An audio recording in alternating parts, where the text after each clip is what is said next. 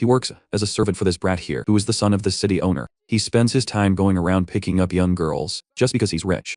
Oh, what a sweet little game. I would never do something like that if I had the chance. But once in a while, besides cutting the blondie's fun short, he helped in the dungeon, and while protecting a human, he fell into the abyss. Down there, he found Chap 10.0. Son, that thing knew everything, a bit more, and it would know what you were watching online yesterday. And with its help, our boy went from a secondary character, a sidekick, to the most badass rank, a top tier at the continent's academy. Besides, in the city he came from, there was a succubus. Haha, a bit feisty. Some girl named Rebecca. Man, oh man, I still miss her. Enough spoilers, kid. Without further ado, let's get into it. This is one of those basic isekais, called World of Seven Colors, where this high school kid named Ligon 1 reincarnates to save the world from destruction. One of those stories where the character's powers are extremely exaggerated, and every time, he barely makes it out alive. Besides, there are some crazy waifus, always wanting to kill the poor guy. In a secret organization, the guy is betrayed by his friends. Everything bad happens to the poor soul. Obviously, when the story is trash like that, many people like it, right? And our protagonist was no different. He used to laugh at what the guy went through, but would he laugh if he were in that world? The scene shifts to the kid running, carrying some swords, and someone calling for some Lugian. A big stone beast coming for a punch. He knows if that hits, he'll turn into a tomato. The creature hits the back while he runs. He hands the sword to Mr. Edis, hands the shield to Mr. Cullen, and gets out of there immediately. But obviously, he's not treated well. These guys are all ungrateful bastards. But then, the beast is coming, ready to crush him. And that Edis guy steps in and saves the boy. He's there, move, saying he's always grateful for these guys' hard work. The human charges forward, tears the golem in half, and it rains down, while our boy is thrown away, ending up all bloody. It's been 3 years since he reincarnated into the body of a 14-year-old boy. In this world, good part, he received all the memories. Bad part, he found out the kid's life was total shit. Reality was harsh. He had no talent at all, and his life in this world was a waste. Suddenly, a blondie in the background calls everyone and says the sacred sword and treasures were waiting for them. He's confident that no one there will be stopped by these weak monsters.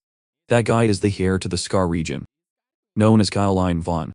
He's that rich type of guy who stands there showing off his gear because he's an heir, but in reality, he's just there to cheer the group up. Cheer up is a strong word because everyone is actually pissed at him. He's like that extra who serves no purpose, and at the same time, he's our protagonist's boss. Meaning, our boy isn't even the main character's sidekick. He's the sidekick. He's not just at rock bottom. Man, you get to the bottom and dig deeper, and you'll find him there crying. And worst of all, this kid doesn't have a promising future at all. He's the sidekick of the guy who's going to fail. The worst part is that this world's history is kinda terrifying. The creatures that appear are extremely destructive. Enemies in this place come out of absolutely nowhere and destroy cities and even nations.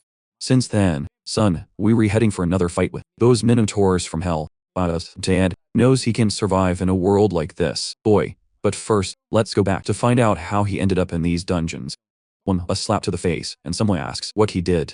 That's Countess Louisa, Caroline's mother, the blondie who keeps showing off, is saying that they hired trash like him to prevent this kind of thing from happening. Apparently, our boy just apologizes. Then sad, he gives Caroline a stare, who turns away, as if he didn't want to look him in the eye. Our boy is thinking about taking down this arrogant blondie.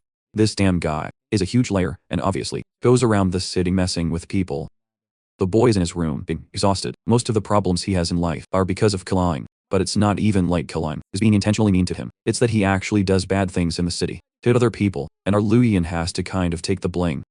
He tells Caroline that a certain Mr. Volton is angry because he laid hands on his little sister. Oh boy. Caroline, call the FBI on this kid. Right after, he also warns that the Count is furious because he's making deals with black market people. With that, Caroline gets startled and paces back and forth, saying he's screwed now, getting the kid coat. He asks if he's in trouble, and Jean says obviously yes. It's the 15th time he's messed up this month.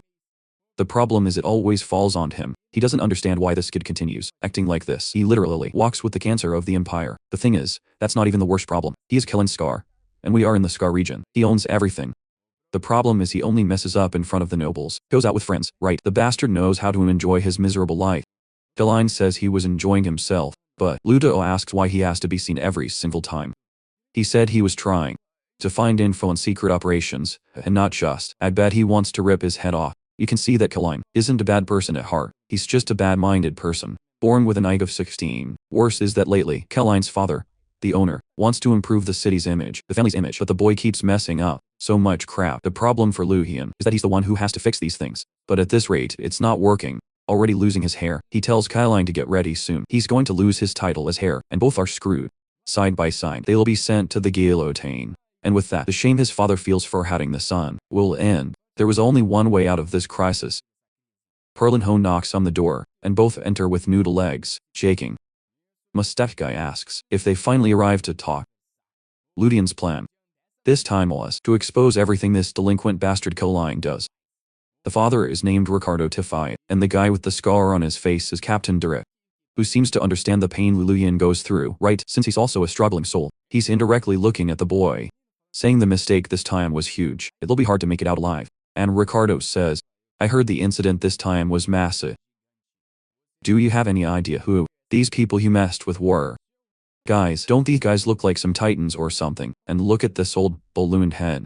The father continues, saying they are one of the 5 largest night organizations of the Imperial Empire. And now they want to eliminate the boy. Right then, Ludian realizes the matter was much bigger than he imagined. If he'd involved the Imperial Knight, everything was screwed. He tells Caroline to prepare to go to the mercenary. The boy doesn't want to, but the father says he has no choice. He just needs to stay there for about 5 years. Upon hearing this, Ludian knows that in 5 years, that's when all the hell starts in the Empire. And he'll die like a piece of leaf, being blown away by the wind, without the slightest chance to fight. Slams the table and says he will restore the family's merit. He would ensure that what he'll conquer will be enough to uplift the family name. The father says it doesn't matter. Even if he achieved great merit, it wouldn't be enough to stop the Imperial intervention. At that, Caroline says he's in search of the holy sword of daylight. Ludian is trembling. Man, he knows which dungeon that is, and he's sure it's impossible for someone at his level. The kid lost his mind and wants to die early. Perlinho was there making a speech, saying that these people from the Empire appeared because they know about this dungeon too. But if they get there first, surely the family would have status and receive everyone's support. Ludian is impressed. The kid really says everything he can to escape, without the slightest idea if it's possible or not. It's a natural talent. This is a part of history known as the Belly of Apophis, where a group of weird worshippers seems to be trying to resurrect a demon lord. But to subjugate this dungeon, 100,000 people marched in. In the end, everyone ends up in the belly of that Apophis. Actually, I think that's what happened when the dungeons started appearing. People always send like a reconnaissance group, and that's why Ludian is sure the boss, right, will first wait for the exploration before sending his son. Ricardo then says the dungeon is very difficult. We still haven't discovered what's in there. But Caroline takes his hands and says he can trust him. He will conquer it, and all he asks is that the father trusts his son just once. Ludian is thinking that Caroline is so silly. He thinks the father will accept sending his son to death like that. But obviously, he accepts, saying he will trust him. This time, the titan with the cut eye is there startled. Man, that's because it seems he'll be dragged into this too. Ludian wants to say something, but the father just asks him to take care of his son, and the two are shining there in a way that he can't stop. The bond between father and son at that moment was too strong. The father is shouting, "That's my boy," who responds, "I will bring the sword."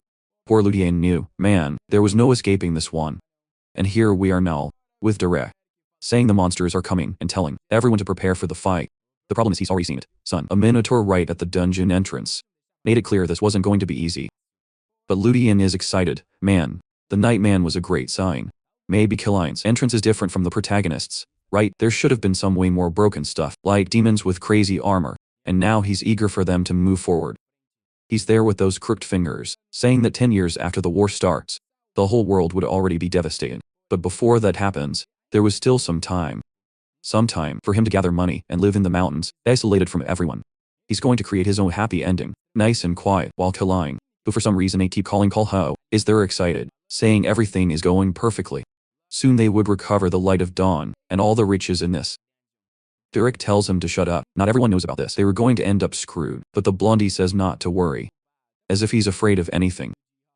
Obviously, he freezes. At that moment, a rock falls on Ludian's head, and the whole place starts collapsing. Derek immediately says they were screwed.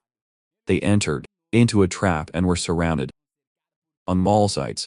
With that, he already advances, saying they'll have to break the formation with pure force and orders to clear a path. The problem is something is happening further back. Ludian already pulls Caroline and tells him to run. Man, while wondering why it seemed like both were being chased. Derek, on the other hand, keeps advancing and tearing through many. He calls for the young master, but he's stuck to a golem that's ignoring him completely. Heading toward the two of them, Then Luyan pushes Galine, son. It seems he narrowly escaped being crushed. The boy falls there, emotional, crying. While Ludian thinks it's a disaster, if the blondie dies, he'll be executed, so he can't let this damn guy. Dumb. His speech is interrupted by a paw landing right in the middle of his belly. Kid, the boy was sent way up there. Galine took off, and Derek is startled. And our boy falls calling for the status window out of nowhere, after shouting for status for a minute. He opens his eyes on a strange floor there. Confused, could this be hell? He stands up, moves his arms, and realizes his body seemed fine. He thanks the universe, saying his prayers. Must have reached some gut out there. The strange thing is he has no idea what place this is. He remembers a dungeon similar to one in the story that was kind of a place made of negative mana. Something like that. When suddenly a voice says he had awakened. When he looks to the side, there's a big lump with a large eye there, some tentacles. He gets startled and faints again. Apparently, he asks, what the hell is this? Why is it so ugly?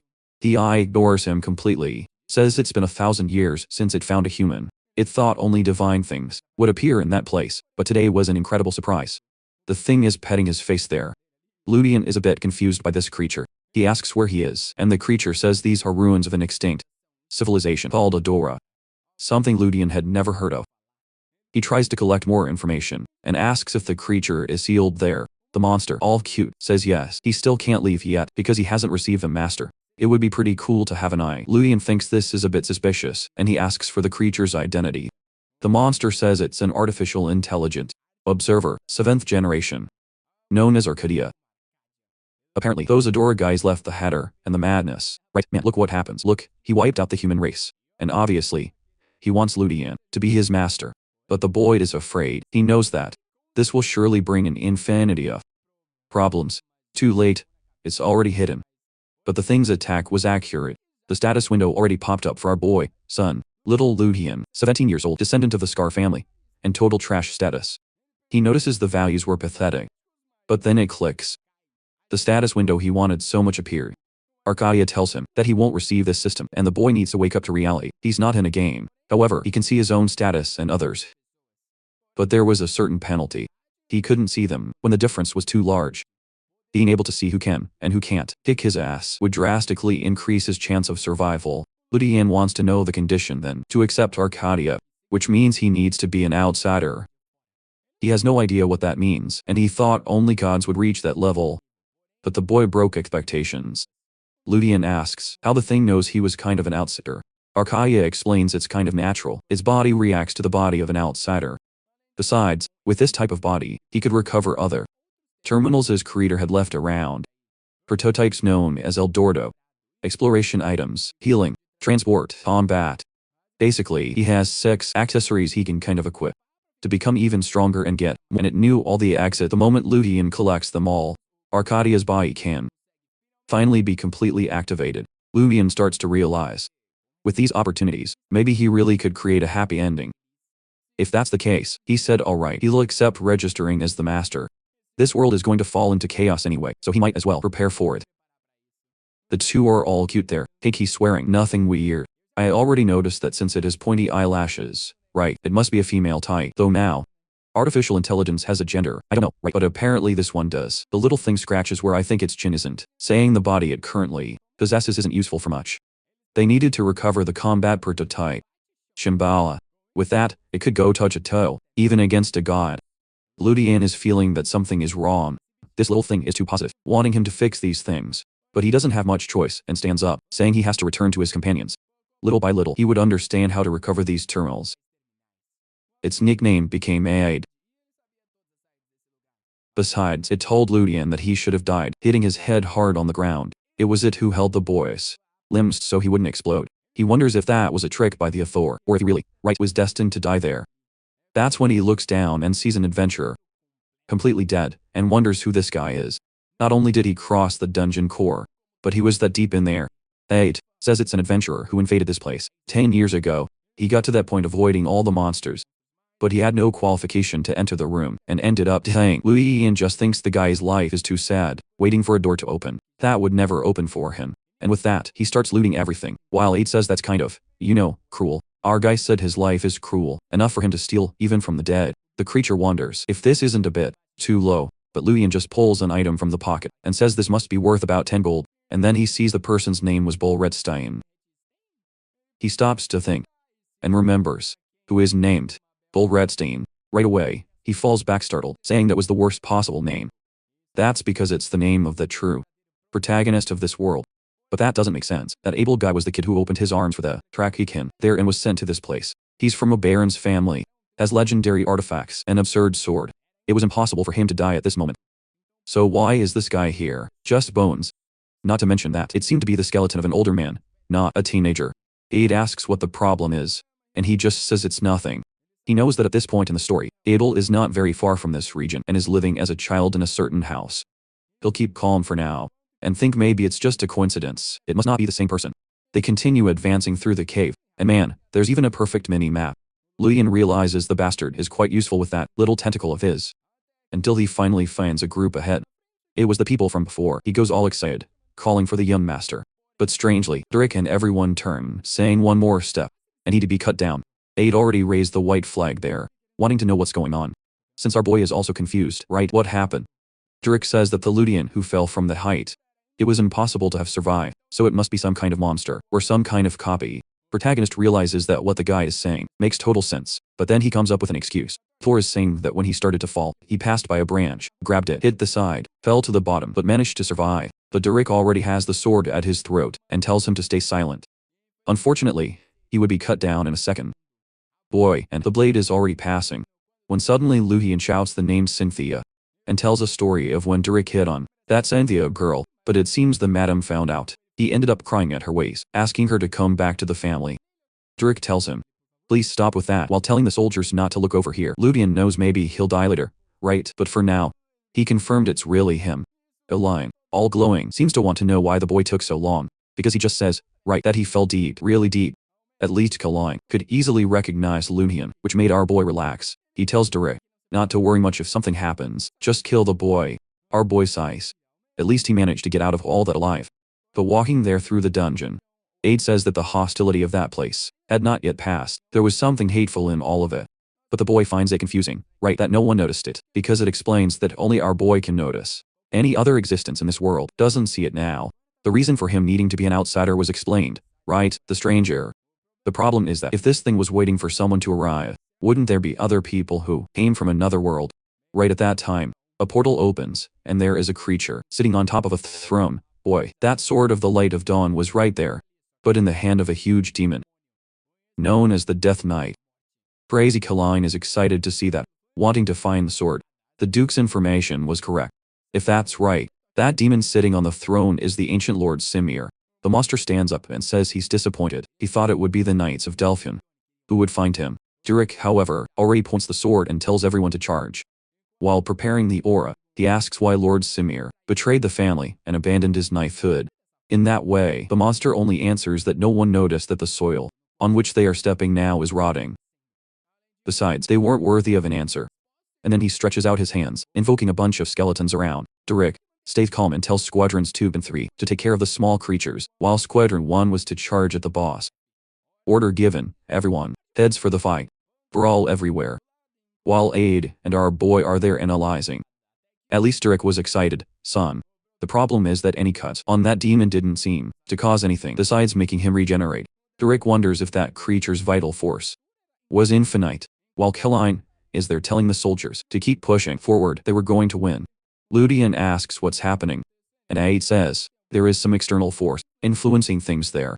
Strangely, Aid gets all effeminate with the hair, telling our guy to use that incredible eye he won. He activates it, then Lord Simir's status window appears. Strength 127, with combat power over 8,000.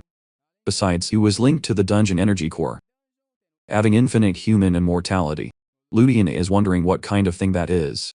Then, a strange red crystal appears on the guy's back. Aid explains that was a bloodstone. It served as a dungeon core, or as a mana reservoir. This place had been created by mages 500 years ago, and unless Derek does something insane, it'll be impossible to annihilate this guy. Ludian is wondering if it's the best move, right, to destroy that, because Aid says it would be easy, but obviously the beast won't let it happen.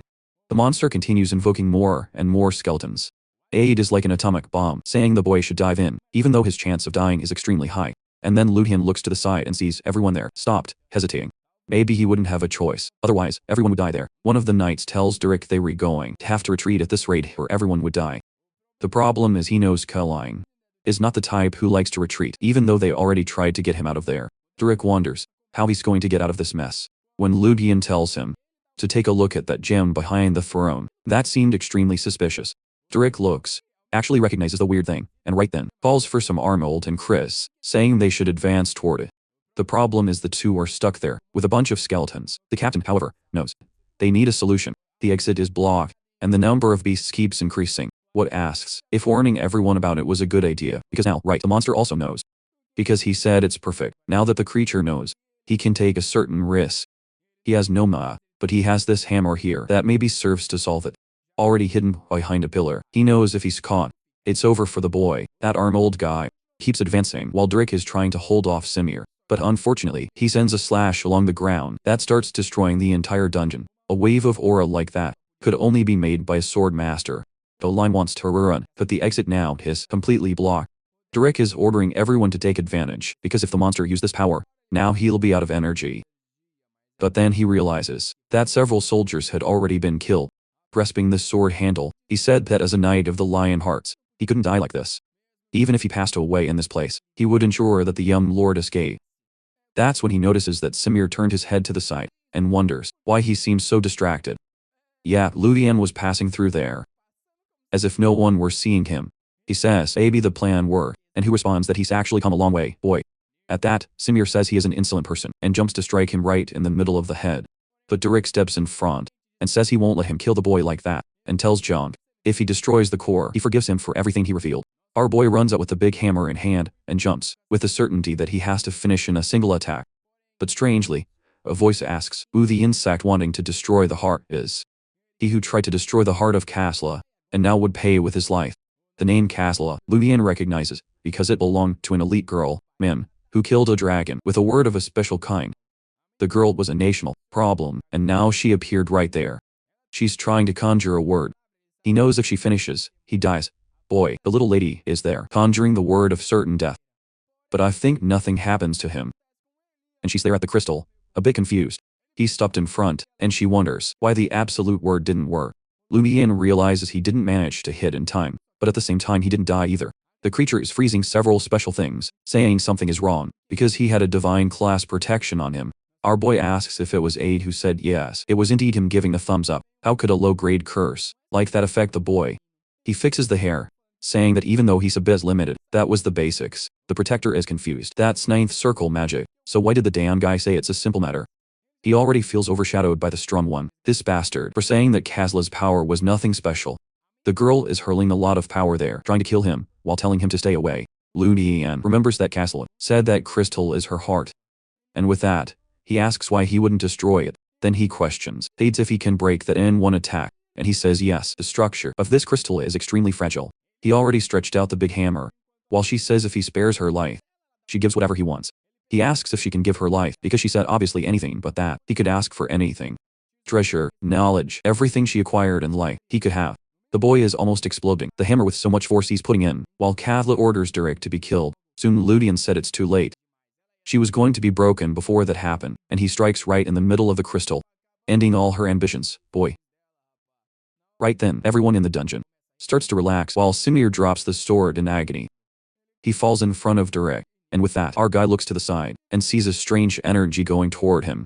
The system says he had absorbed the energy of a stone from a high-grade blood demon. Physical ability had been improved, and he gained 20 mana. Boy, must be a lot, considering that the most he had was 15 strength, and now he has more mana than anything. He's crying, but that blue thing is the mana he's feeling running through his body. All the abuse he suffered in that house finally paid off, but even so, he thinks 20 is very little for a 500-year-old stone. Takes an analysis, and says that as expected, the boy's absorption is extremely low.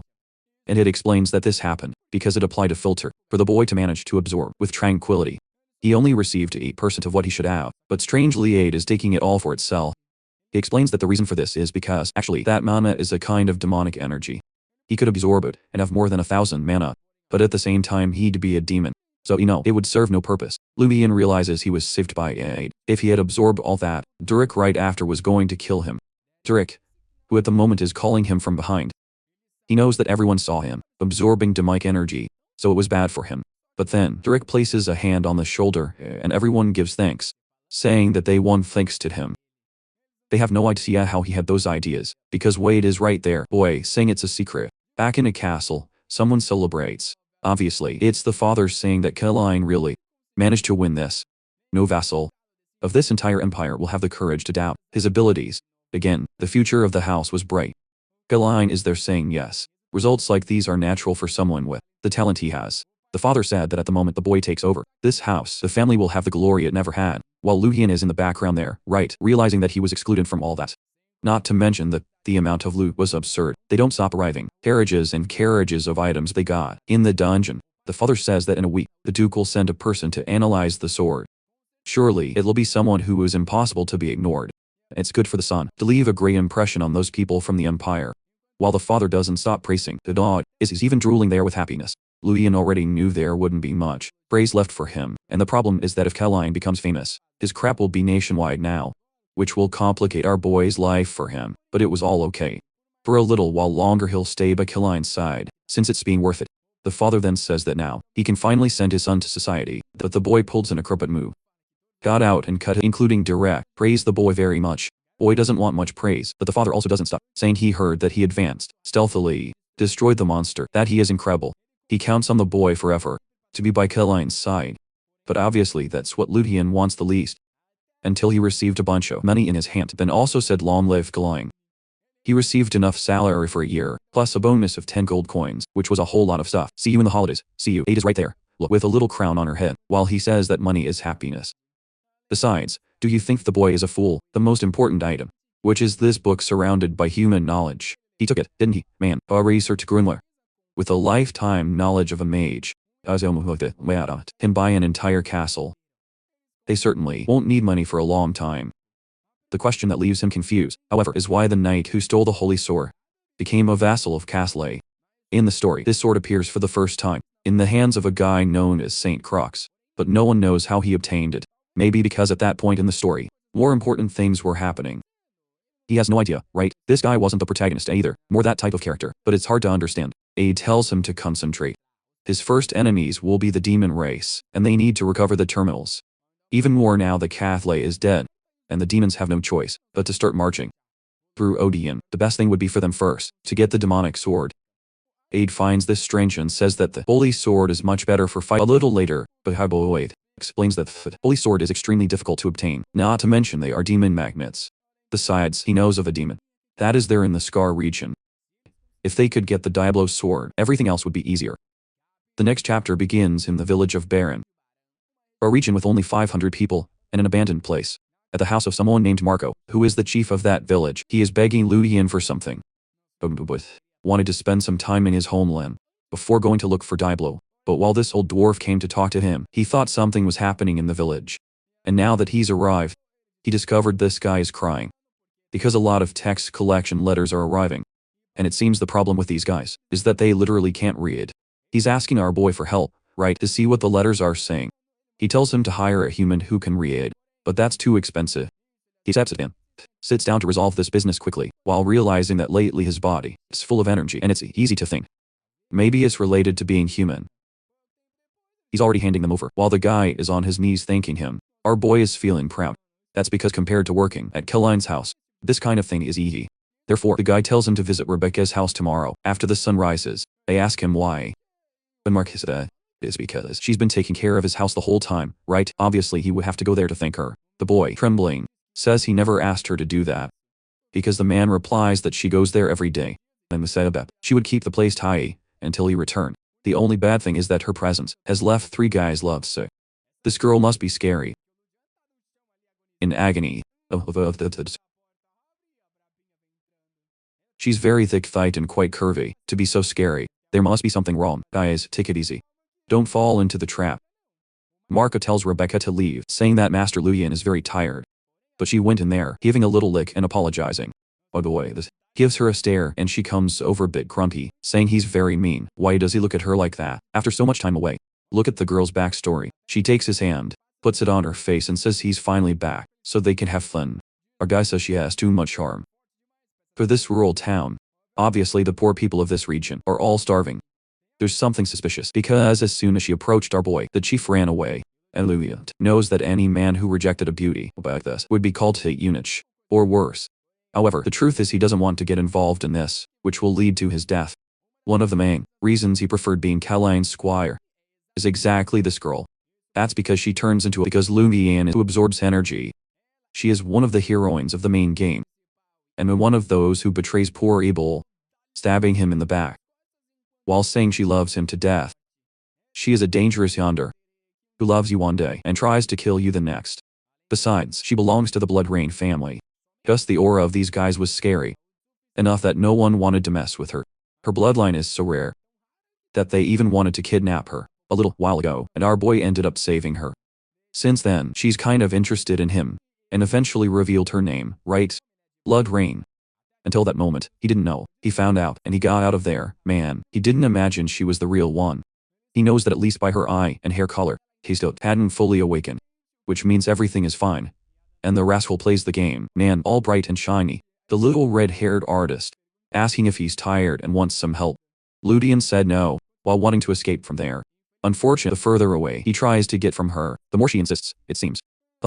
That's a classic story, my friend, and she's already leaving, saying she'll prepare some delicious food for him. But waiting for that, he relaxes a bit and says that at least she still hadn't shown any signs of madness. Obviously, she was still a bomb about to explode, so poor Ludian has to be careful. Who was the former guy in this body? Refusing a little affection when he was an orphan was impossible. The only people he knew in this town were the chief and his good friend Rebecca. If it weren't for the fact that she stabs you in the back, kills you, and sucks all your blood, he would have already enjoyed it. The scene then changes to the camp, where a guy calls for the captain. He said they are too far, in enemy territory. The guy said they are just following orders, but the chubby guy said these orders went too far. Infiltrating the border like this was crazy. He thinks it's a lie about there being a master hidden in this region. The chief is quite pensive. He knows that this order was absurd, but it was the army commander himself who gave it directly, so all he can do is be there. In theory, a great master will appear, who is a 9th circle mage in this place. Besides, they received information that the young lord of the Scar family received the holy sword. Maybe all this is related. 3 days later, Rebecca is there, as always, feeding our boy. But he notices the village was a bit restless, and asks what's wrong. She explains that it seems there are some bandits from near region appearing around there. Ludian knows that this region, man, is right nearby, so it's common, right, that people go to Scar's territory to rob. Only normally the guards mess up. But why haven't they been killed by the patrol yet? Rebecca says that since yesterday, all adventurers passing by the wall warn the village people.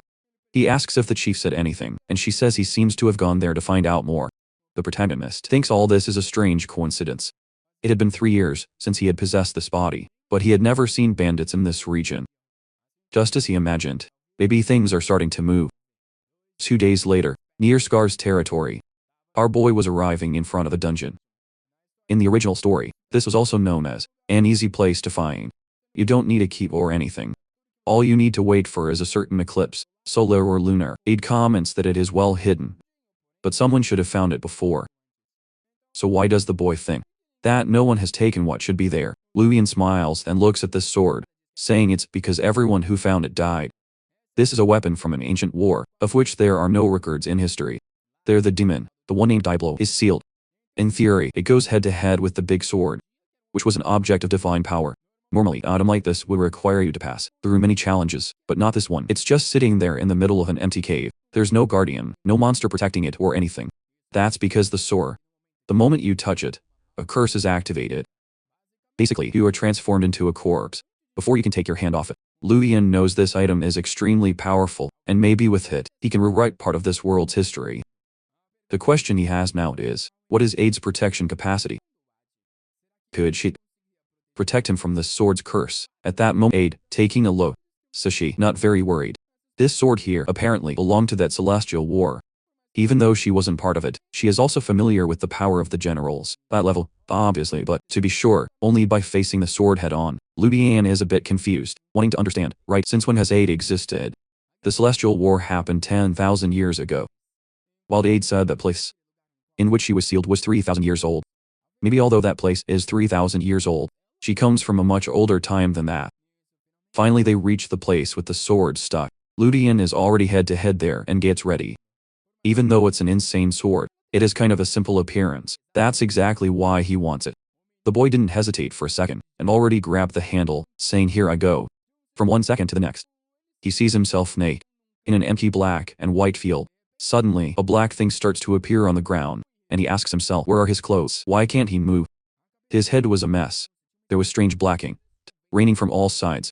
Aid is there, blushing a bit, saying his average size isn't so bad. He tells her to stop looking at that and wants to know, right, where is he? She explains that she already removed the mental corruption that affected his brain. He's already been standing there for 5 minutes. This curse is the reason why anyone, even if not killed by the sword, instantly becomes a reincarnation of the Demon King Diablo.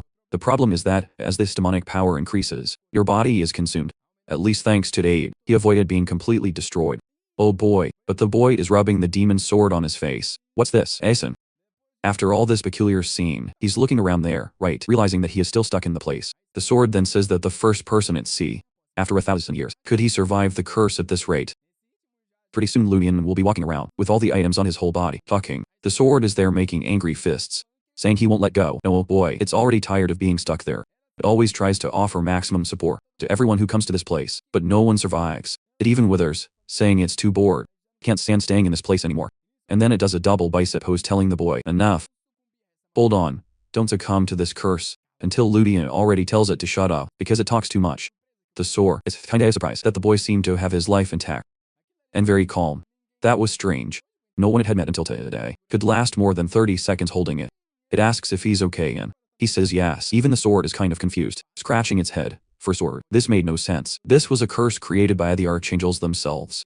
Not even gods would come out of this intact. Ludian said, strange, right, this demonic sword thing seems like something a demon would do. The sword starts to think that maybe the boy survived the curse. But that's not the case, since he hasn't had any power increase. It says that everything is fine, so the boy was worthy of it. Since he resisted the curse, they should make a true blood contract. He would be able to have the sword's power, without having to pay any price. Such an offer wasn't made. Not even 10,000 years ago, at the genesis of everything, Ludwig replies that the sword is saying there's no price to be paid, but he knows that as soon as it gets power, it can get out of the item. Confused, it asks, how do you know that? He says he's sure that who is offering this contract here is the Demon King Diablo. In the middle of the main story, the protagonist who's been using this sword for a while starts to be affected by the curse. The demon ends up being released, but he manages to survive and kills it. The sword wants to know who the boy is. He replies that it doesn't need to know who they are. All they are going to do in fact is a bet. He tells the sword to use all the power it has to try and take over his body. He resists. For the next 100 years, the sword would have to deliver all the strength and wisdom it possesses. Obviously Diablo starts laughing, saying the boy doesn't know his place. The mana starts to spread. He said his arrogance is very interesting, but now, he will know the pride of a demon king. Besides, he's been waiting there for 10,000 years, so mother 100 was nothing if he lost.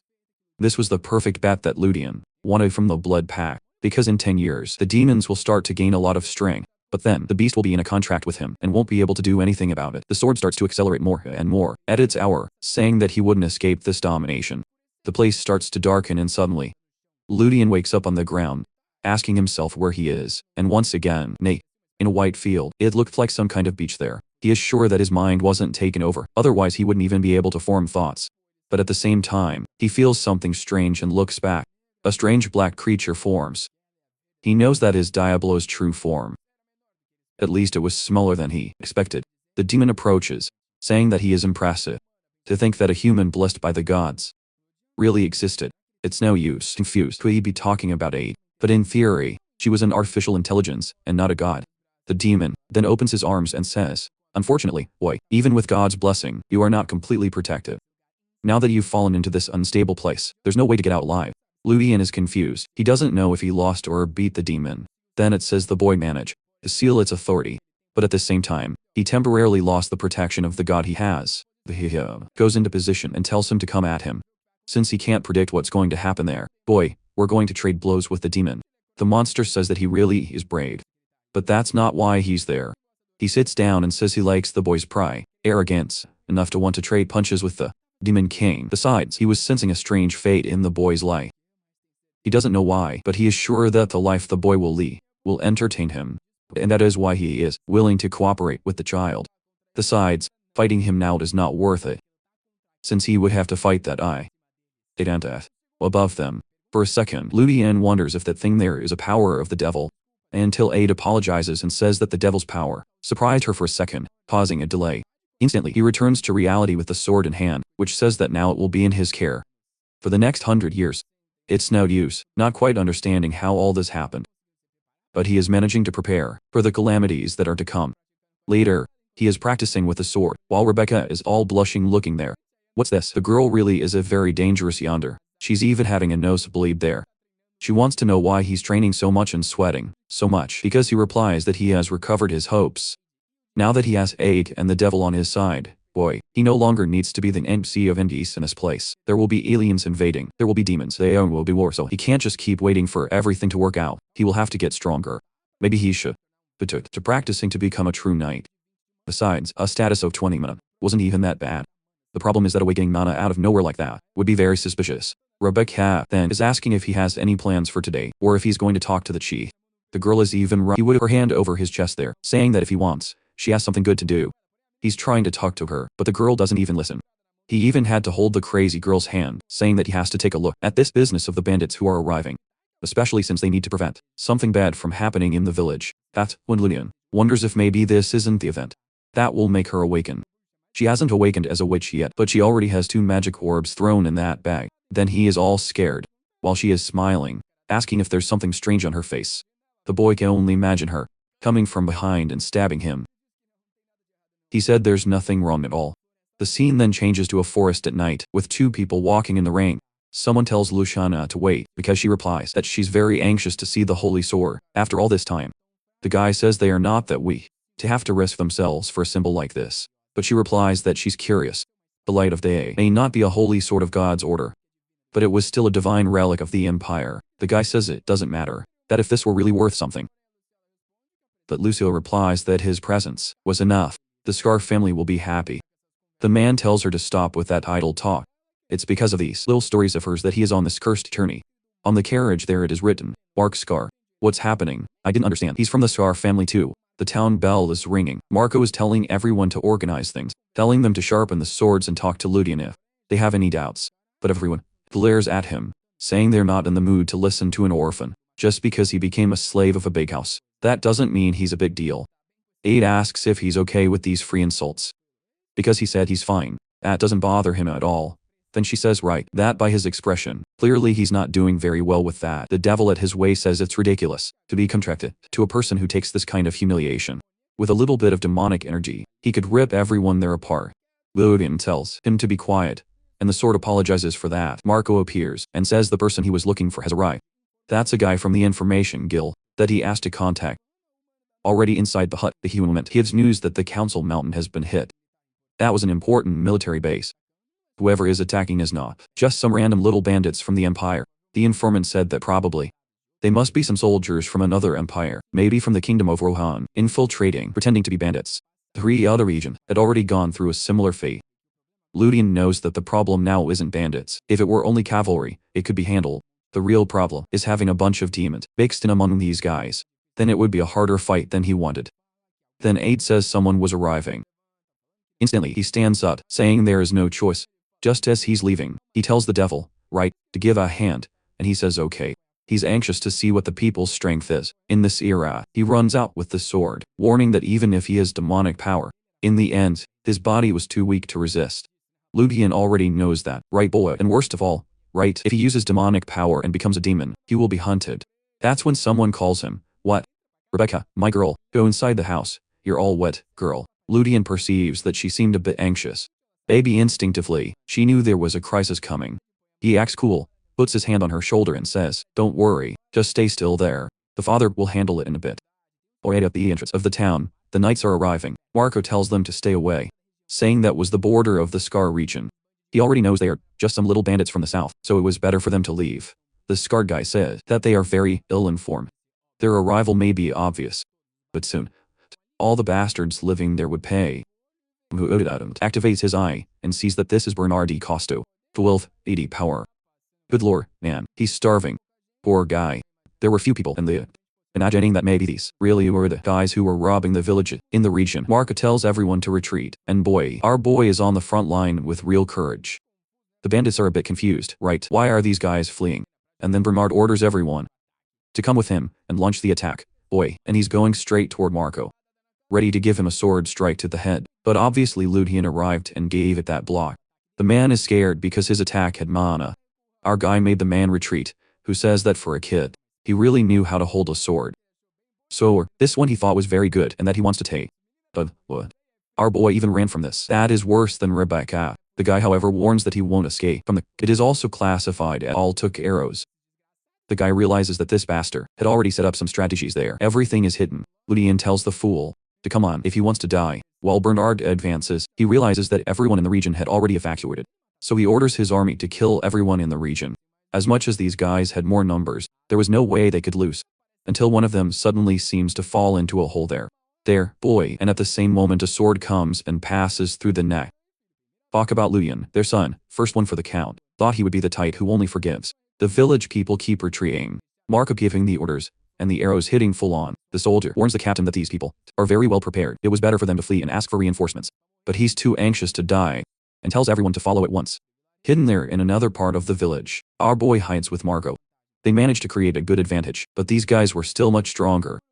Marco isn't secure, the controversial, but he's not to worry that he wouldn't die. He's going for it, especially since he is no longer the same person. Inside one of the houses there, Rebecca is suffering.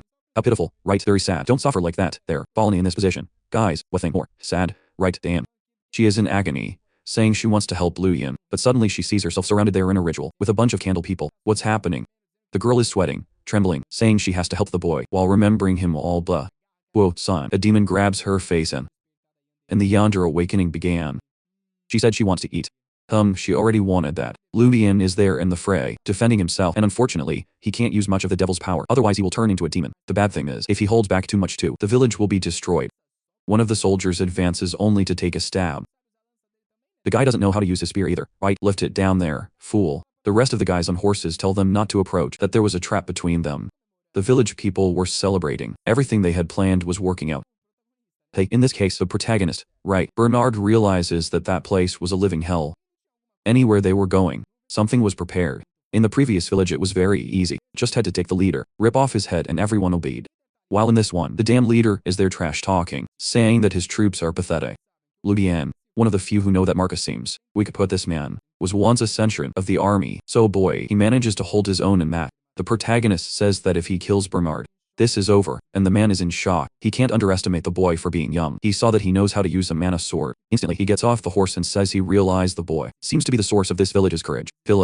And in honor of his resistance, he's going to share something. This place was where his troop planned to finish the mission. Only he is the commander of this troop, and not the captain. Uta understands that this is not the only attack happening.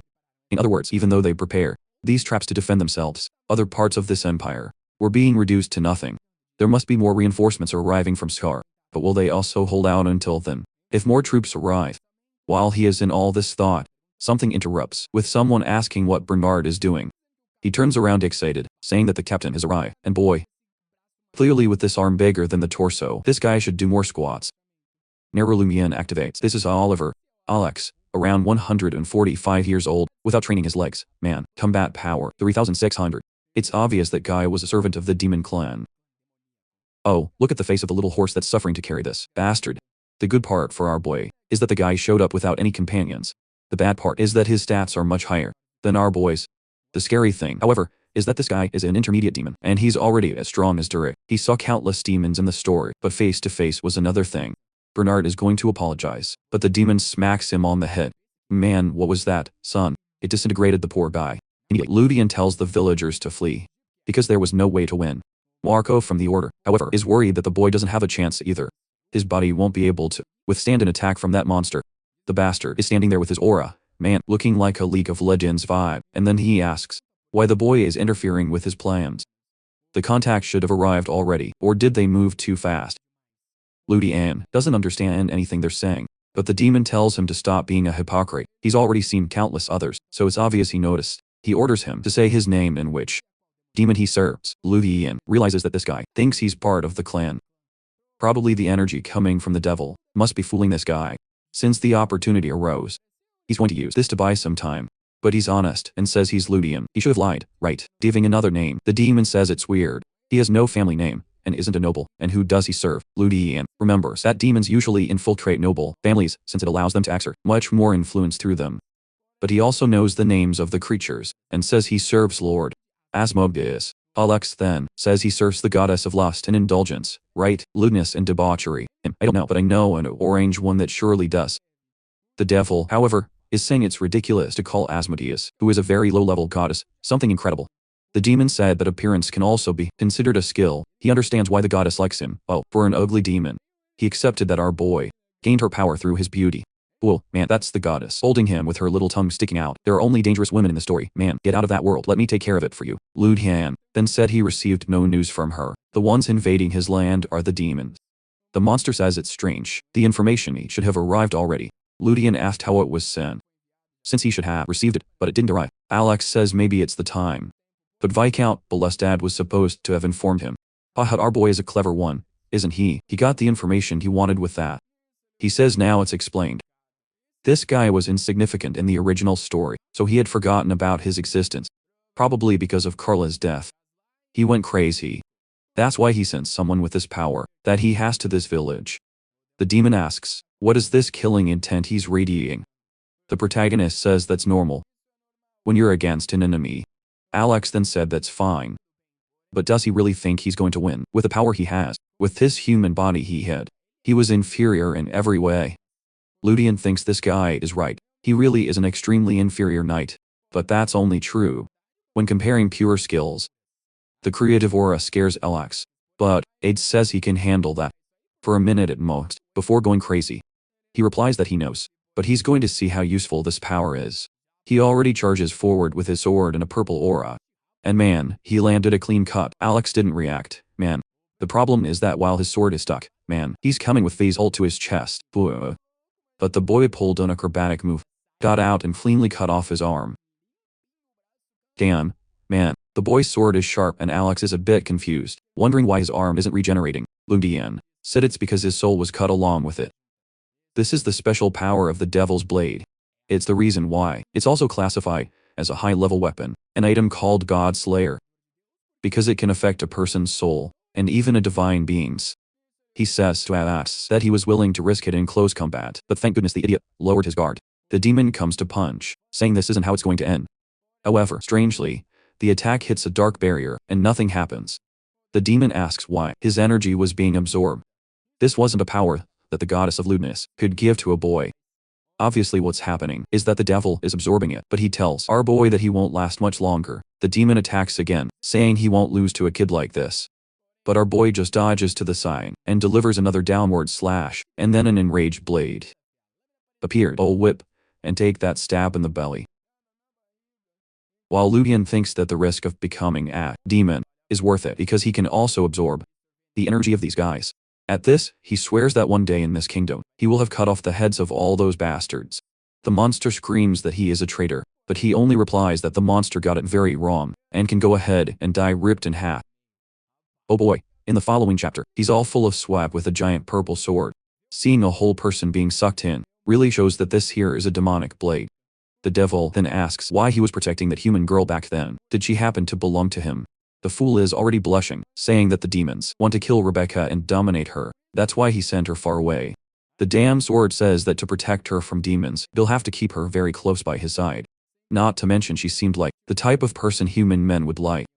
Ludian just tells him to shut up and puts it away, saying that he knows very well how much the protagonists suffer. He doesn't want to go through that too. To him, the best option is for her to keep living a normal life and not suffer the fate of becoming a witch. As he is turning around, however, Aid says someone is coming. It didn't seem like an enemy, since it was a human, but it was an old man and a young girl. Ludian finds this combination a bit strange and doesn't know what to do. He's out of energy now, but avoiding them would be difficult too. Too late. Because they've already arrived right in front of him. Agid said they were common people. But obviously not. By their extremely luxurious clothes, you could tell they were nobles, and if that was the case, he should have been long gone from there. The beautiful, blue-haired girl comes over giving him a little high, but he instantly smells the blood and says he back. The guy then comes up, saying he looks like a scared little puppy, but it wasn't bad for a warrior. Anyway, Our boy tries to analyze the guy's power, but is blocked. The person was far above him. While the one in micro shorts stretches, the guy asks if he was the one who killed all of this. The fighter says it wasn't just him, several people from the village helped. But the guide is no idiot. Of course he can clearly tell by the path of the sword that it was indeed him. The boy seemed to be a teenager. So, to have so much skill, he must be from some strong family. While Lucilla is already there fixing her hair, saying that if her uncle is interested, he must have something interesting to offer. Because the uncle says obviously yes. The boy awakened mana at this age. Ludian thinks it's strange. How does this guy know he used mana? And now the blue-haired guy is even more impressed. He should be a student at the Imperial Academy to have such talent. But the guy says it's impossible. If he were a student, he would already know him. He then tells him to state his name. Our boy answers. And then, when he asks for the family name, he reveals, that he doesn't have one. Instantly, the two are even more shocked that he had no family, and also wasn't any kind of knight. Then, all awkwardly, he says he is a squire to Lord Keline, here in the Scar Empire. And out of nowhere, so as not to seem like a fool, he launches into a speech, saying this is his homeland, and he came there to protect the people of this village that he loves very much. Now he's curious to know, who the two of them are. He's never seen people like them in the region. The old man introduces himself as Kadel von Deuchen, and the one in micro shorts as Lucilla von Deuchen. Oh, father and daughter. Is that the name? It's not a strange name to Ludian. This guy seems to be the so-called sword saint in the Mauryan Empire region. He was the only person who held that title. Apparently, he is the father of the guy who, in theory, will be the friend of the story's true protagonist. Not him, but Saint Crook's guy, who has the Sword of Daylight. And Lucilla, the dangerous knight, was also part of the protagonist's group and became a commander in the anti-demon group. In the future, our boy knows she will become a danger, but right now she was very young. Haha, he's afraid of the girl, Navi. Suddenly, Hadel points to the sword and asks where he learned it. Our Ems answers in a second, but says he learned the basics here and there. There was a mercenary in the area and he trained with knights in some sessions. Kadel, all gullible, says it's strange for someone like that to hide their identity. Could it be some hidden super mercenary? Or what did he look like? Our boy won't say, right? The appearance of his trainer is a red floating blob. That's because that's exactly how he's been practicing. A holds 5 or 6 swords and he goes at it in training. Lucilla tells the old man to stop asking so much. This Lumian guy is getting uncomfortable. He's impressed, a boy. It's rare to see a noble apologize, especially when he's used to Kaline's attitude. She leaves brightly, saying they're going to help out in the village, and telling him to take care. He sends a little blushing glance, while thinking that she really is a heroine. But a little later, in the city, it seems Durek will have to take care of those two. In other words, it'll probably end up falling on him, too. He was on vacation, so he doesn't want to get involved in any complications, for now. They say goodbye to Ludian, saying they'll see each other later, and already back at home lying down. He wonders if Rebecca is okay. I'm also wondering, aren't you going to visit that crazy girl?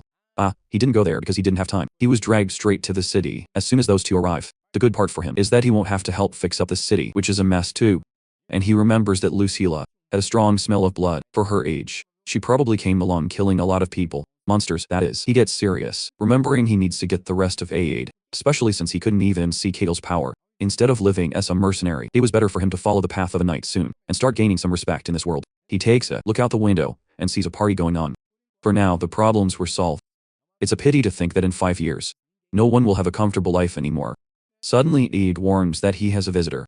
And boy, here comes Keline along with Durek, wanting to know why he didn't participate in the banquet. All awkward. He says it's obvious, right? He doesn't have enough status to be in a place like that. Keline plays nice, saying he is his squire and has the right. Yes, obviously our boy didn't want to go, and Keline is forcing him. Durek then comments that he heard he once again managed to do something incredible, and the MC is confused. The news about him is flying a bit faster than he wanted. Probably. It's because either Kadel or Lucilla told the count. Ludian thinks it's strange. Why is Durek stalling so much? And then, the man reveals that it seems those two made an additional request. He tells him. And the request is that Keline should go to school to receive instructions for 7 days. Meaning, go to the Imperial Academy. Ludian thinks this is madness. Keline will end up ruining the family's reputation if he strings it along like this. And obviously, to ensure Keline doesn't cause too much trouble at the academy, Ludian has to go with him. The next chapter begins with Kael saying this sword is a holy one. It has a very unique feel. And boy, the guys are all there staring, saying it's good to see he's impressed. He comments on how strong Senior was, and that he's impressed Durek solved it. He really lived up to the title of the region's lion. Hadel then says that now that it was confirmed they got the sword, it was time to get down to business. He wants to make a very trivial request to the Count, Lord Ricardo. However, the Count is trembling. He knows a request from these guys is never trivial. The man then says he heard that among the squires, there is a boy named Ludian, and he's wanting to take this squire for himself. Ricardo hesitates and wants to know, why he wants this little child so much. The guy says he will reveal it. He has his eye on the talent he has. It seems he is a common person who hasn't even taken a knight's oath yet. He wants to place this young man in the imperial family and make him a great soldier. Ricardo is confused. Not many people can enter that place, even being considered talented. What did Ludian do to catch this guy's attention? With that, without much option, he says his son Kaline will be very sad, but he doesn't have much of a choice. It's when he notices the girl in the back, smiling like crazy. He then seems to have an idea and says that child was going to support his son, who will become lord in the future. Then he suggests that yes, he can send Ludian to the academy to follow him, but when he graduated, he would choose which path he would take. Cadel says it's fine. Letting the guy choose later didn't seem so bad, right? When Ricardo says this opportunity would be perfect to send his son along. Back to the present, that's how it all happened. He will become a transfer student to the academy, along with the young master. Ludian thinks that piss doesn't seem so bad. But wait, right? Because no one asked him about any of this. He is the most important person in the middle of it all. A little while later, Mayako Shorts is waiting for our boy at the exit. Now he understands why they said they would see him later, right? Clearly they already had it all planned. Cadel says he'll give him a week to sort of get used to it, and then he's to head to the capital. The new feisty girl congratulates him for accepting the offer, as if he had a choice. At least he's glad he'll have a week to prepare, and says he'll see them soon. Sometime later, at a tavern in the village of Baron, Marco is celebrating, saying he never imagined a great knight would be born from this place. Ludian tells him not to exaggerate. He's just starting his career. Nothing much yet, but the guy just says that it's practically guaranteed. What he wants to know now is which flag the boy will serve.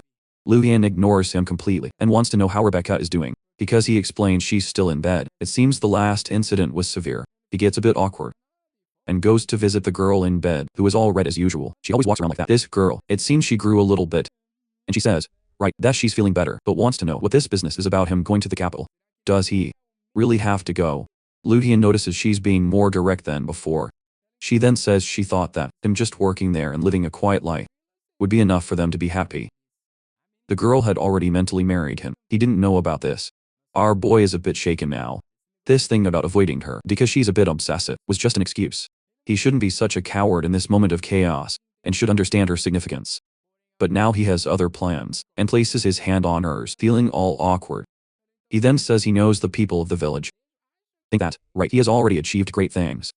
But he doesn't think that's true. He's not even interested in that. But there is something he really wants to do. He knows that if he lets things continue at this pace, soon this place will disappear.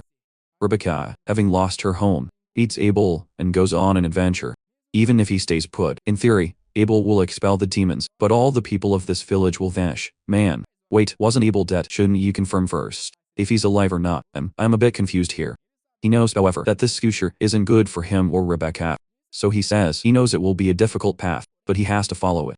I'm a bit confused here, but let's just keep going. He knows Rebecca won't understand the meaning of these words, and boy, at that moment she asks if she awakened this blood, already getting red eyes and red hair, could she somehow help him?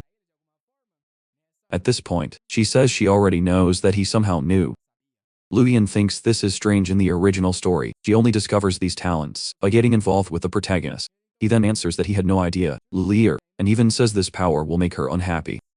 The problem with this energy is that it fundamentally absorbs power. Demonic power, fatal to humans, and the stronger it gets, the worse it is for her mind. With this, he calmly says he wants her to live happily there. He prefers to see her as an energetic and cheerful person. At the same time he's saying this, he's thinking it would be good if he replaced Abel. I'm not understanding. She says she'll stay there then, and he thanks her. However, she wants a little promise.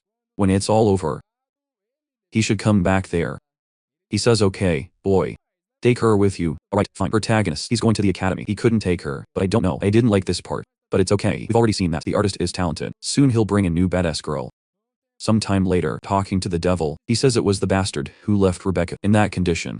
He knows that manifestation of her demon only happens when she comes into contact with demonic energy. It has to be a high-level creature, and the only one in the region, well, obviously, is him. The devil just replies that it's impressive how he really knows everything. It was worth following the boy. Ludian asks if he is admitting it, and he says no, he would never do such a thing.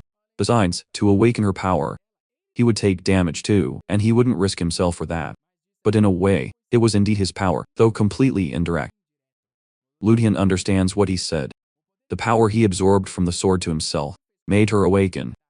In other words, it was his fault, and not the sword's. It's the contract with the devil that is basically making him, be a high-level walking demon. With this, he asks the bastard to talk about these things in advance.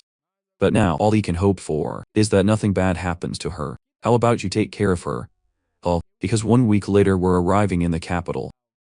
He's amazed. Man, the place was vast compared to the village he lived in. The name of this capital is Nevin, and by the pink-haired girl, over there we already know it's the place of the fierce ones. For the first time, Ludian felt like he was in a fantasy world. Why was killing a minotaur and entering a dungeon not fantasy enough for him? Then Killing points a finger in his face and asks if he ate something good, or what. That's because he noticed everyone is eyeing the boy, his father, and even Derek. Oh, Blondie is jealous of our boy. Imagine if he met Rebecca, he'd go crazy. Reveals that his father forced him to go to the same house Ludian goes to, no matter which one it is, and he finds that weird. Ludian realizes that nobody told Blondie, right, that he's there in the capital because of him, and not because, of the talent he possesses. Killine then says he trusts the friendship they have. And surely the boy wouldn't hide a secret from him, right?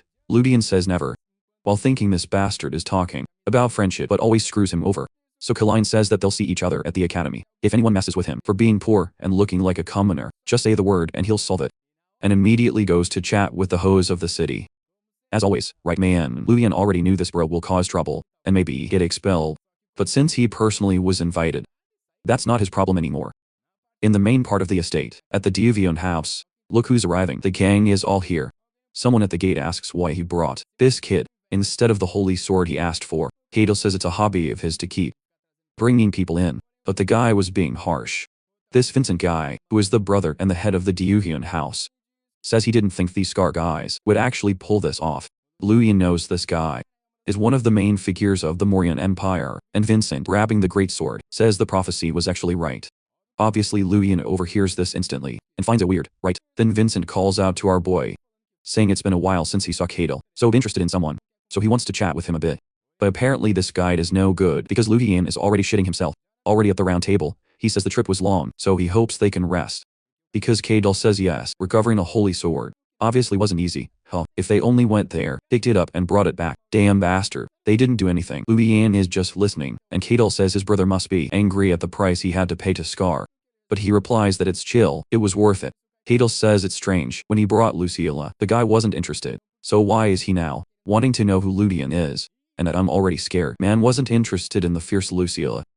Although that girl is young, so, never mind. The guy doesn't want to go to jail. He then calls out to our boy and says that from what he heard from the Scar people, he is quite talented.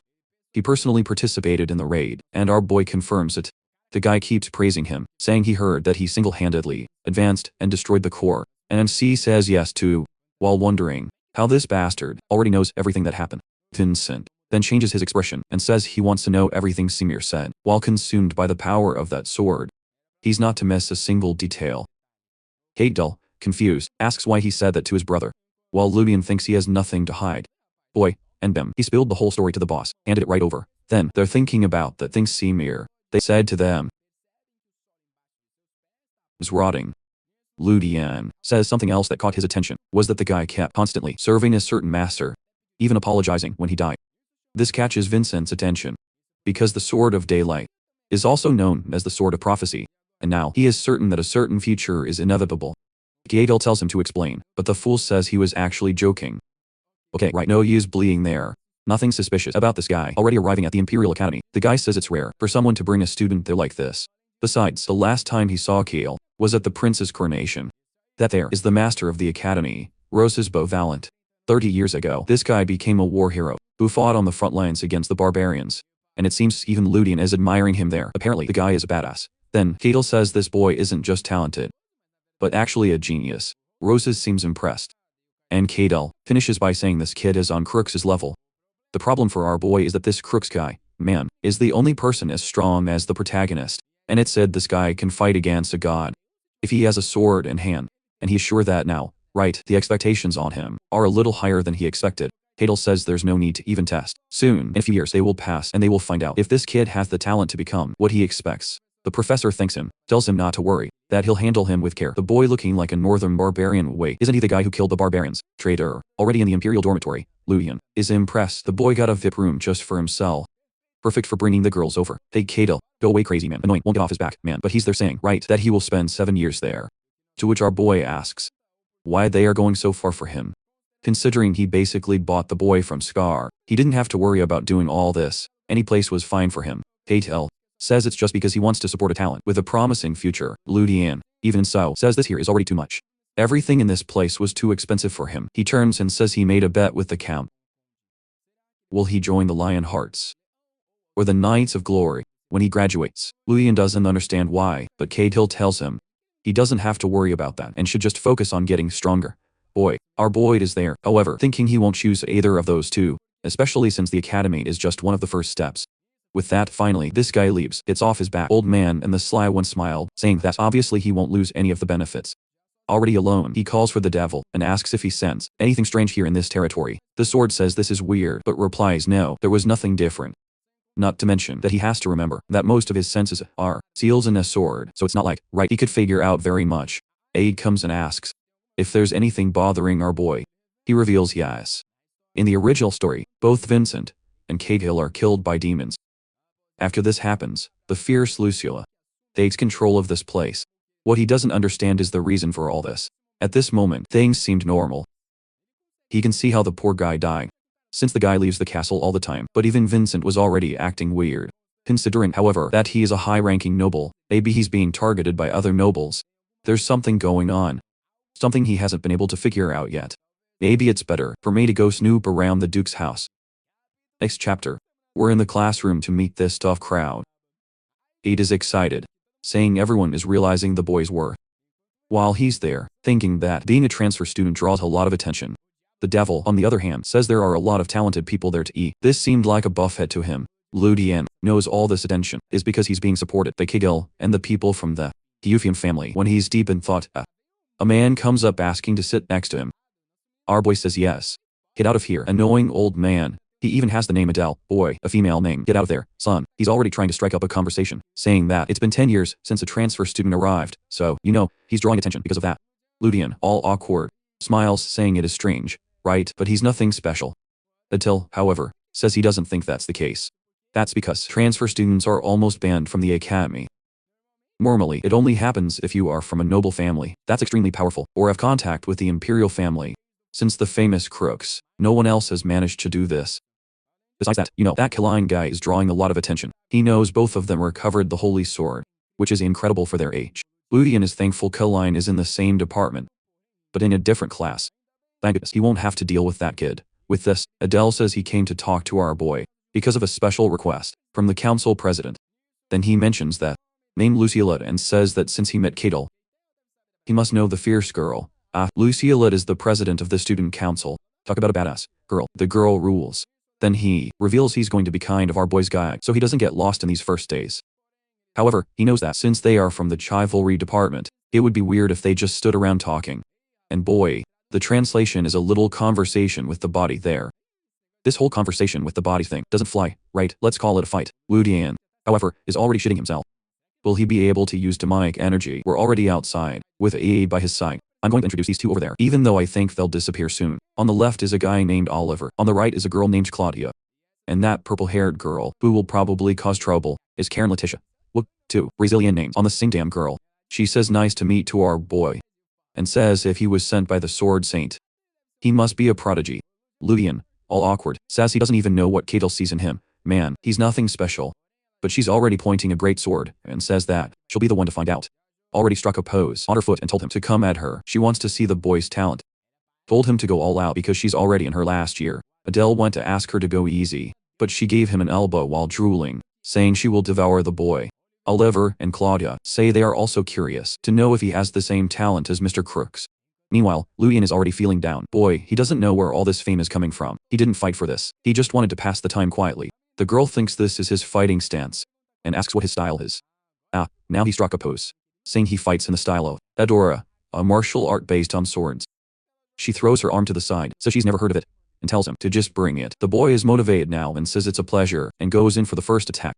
She holds up a block, the sword, and he gets in to give her a shoulder charge, but dodges another strike, which she follows up with a punch here, a punch there, a sword strike here, a sword strike there. However, everyone is commenting that it's kind of disappointing. They thought the guy, who was recommended, would be a legend, a genius, but his movements were messy. His form was very light, and his attacks were still out of sync. Aide listening to this is already saying that he should kill everyone there, who is insulting the damned sword style of the gods, to which Lumion says it's just training, no need to worry about it. Adele tells the boy to stop holding back, while he's thinking there that he's already giving it his all. He stares down Karen, who is a bit confused. Everyone is saying he's fighting poorly, but even though his movements looked like they had no foundation, they were extremely fluid. And one attack followed right after the other, in a sequence of retaliation. She can tell that his swordsmanship style was made purely for killing. He has potential to improve, but that alone wasn't enough to have caught the attention of Hagel, so there is something he hasn't shown yet. She activated her aura on her sword and jumped, saying she's going to end this. Now the rascal saw right under her skirt, threw his sword up to defend himself. The impact kicked up dust over the whole arena. The loudmouths are all quiet now, and Karen is impressed. That was a mana strike. To block that, win with mana too.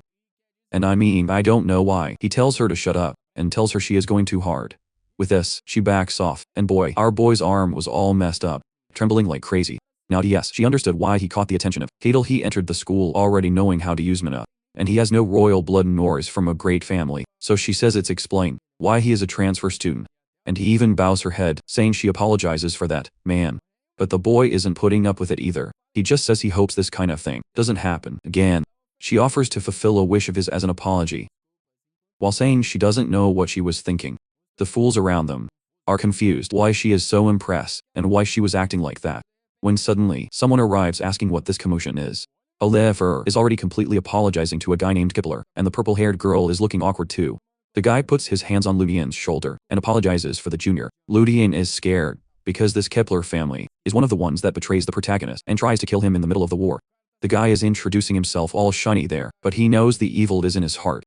He apologizes for the other girl who is talking, because he should step off. She never asked for his help. But he just turns around and tells her that things like factions and families, or the fact that he's a new student, shouldn't influence anything. Besides, he came there because of a request from Lucilla. Hearing this, the fool there is going to get all awkward too, and Kipler tells our boy that due to this incident, he's going to take good care of him. Another man wanting to take care of the boy. Get out of here, son. There's already Kadel. Then there's Kalying. There's Abel, and now another one. Oh guys, let the boy live. However, for Ludien, this connection was different, since he wants to figure out what's behind this family. With this, he gives a very cheerful smile, while obviously on the inside he is staring them down. Sometime later, Aide, looking a bit down, says he's been quite lazy lately. That's because, right boy, the boy was common, only slept in a stable. Now that he has a good bed, he just wants to lay around. But he's there with his head down, because he didn't expect to hear the name Kepler in this school. Now, our boy reveals that in the superhuman war, which is a part of the story, the families fought amongst themselves, but it had nothing to do with demons. I'm a bit confused here. It's been 3 days since he talked to that Kepler guy, and not another word. If that's the case, they'll have to make the first move. With this, Ludien replies that if they face the demonic clan head-on, he will need his power. Because the devil says he will give all the power. He doesn't care about the demons invading the world without his help. If they are against them, they must lose. Ludien realizes that this bastard was too proud. And with this, Aide says he seems very interested in the Keplers. To which he answers yes, he wants those guys on their side. That's because he knows this guy there isn't just any knight, but a superhuman. To be honest, it doesn't seem very rare to be a superhuman. But obviously the second part is interesting. Understanding more about the secret organizations in the capital. That's because something related to these organizations led to countless deaths in the war. The protagonist's team might move forward, but the Kepler family and the other nobles sort of distance themselves. This war divided humanity. Maybe if he could prevent that from happening, humanity would stay united, and the result would be different. The devil understands he wants to use everyone as a shield, which at the end of the day is what he likes too. But it's good for the boy to know that with the status and strength he has, he won't achieve anything. However, Ludien just grabs his sword thinking that at this moment, he is more interested in information. With time he'll get stronger. But now it was time to start a shift in the capital. Sometime later, more into the night, in the sales district, Hitler appears, saying that the guards patrol there a lot. It was dangerous. He can't even believe that those bastard demons controlled the streets. The sister then says the information is correct. There's a link between the demons and the temple. Her name is Maria Kepler. And from what I'm gathering, they're planning to attack the nobles. But at the same time they know that if too many nobles die, there will be a lot of casualties. Maria, however, replies that the family brought an important weapon to deal with this.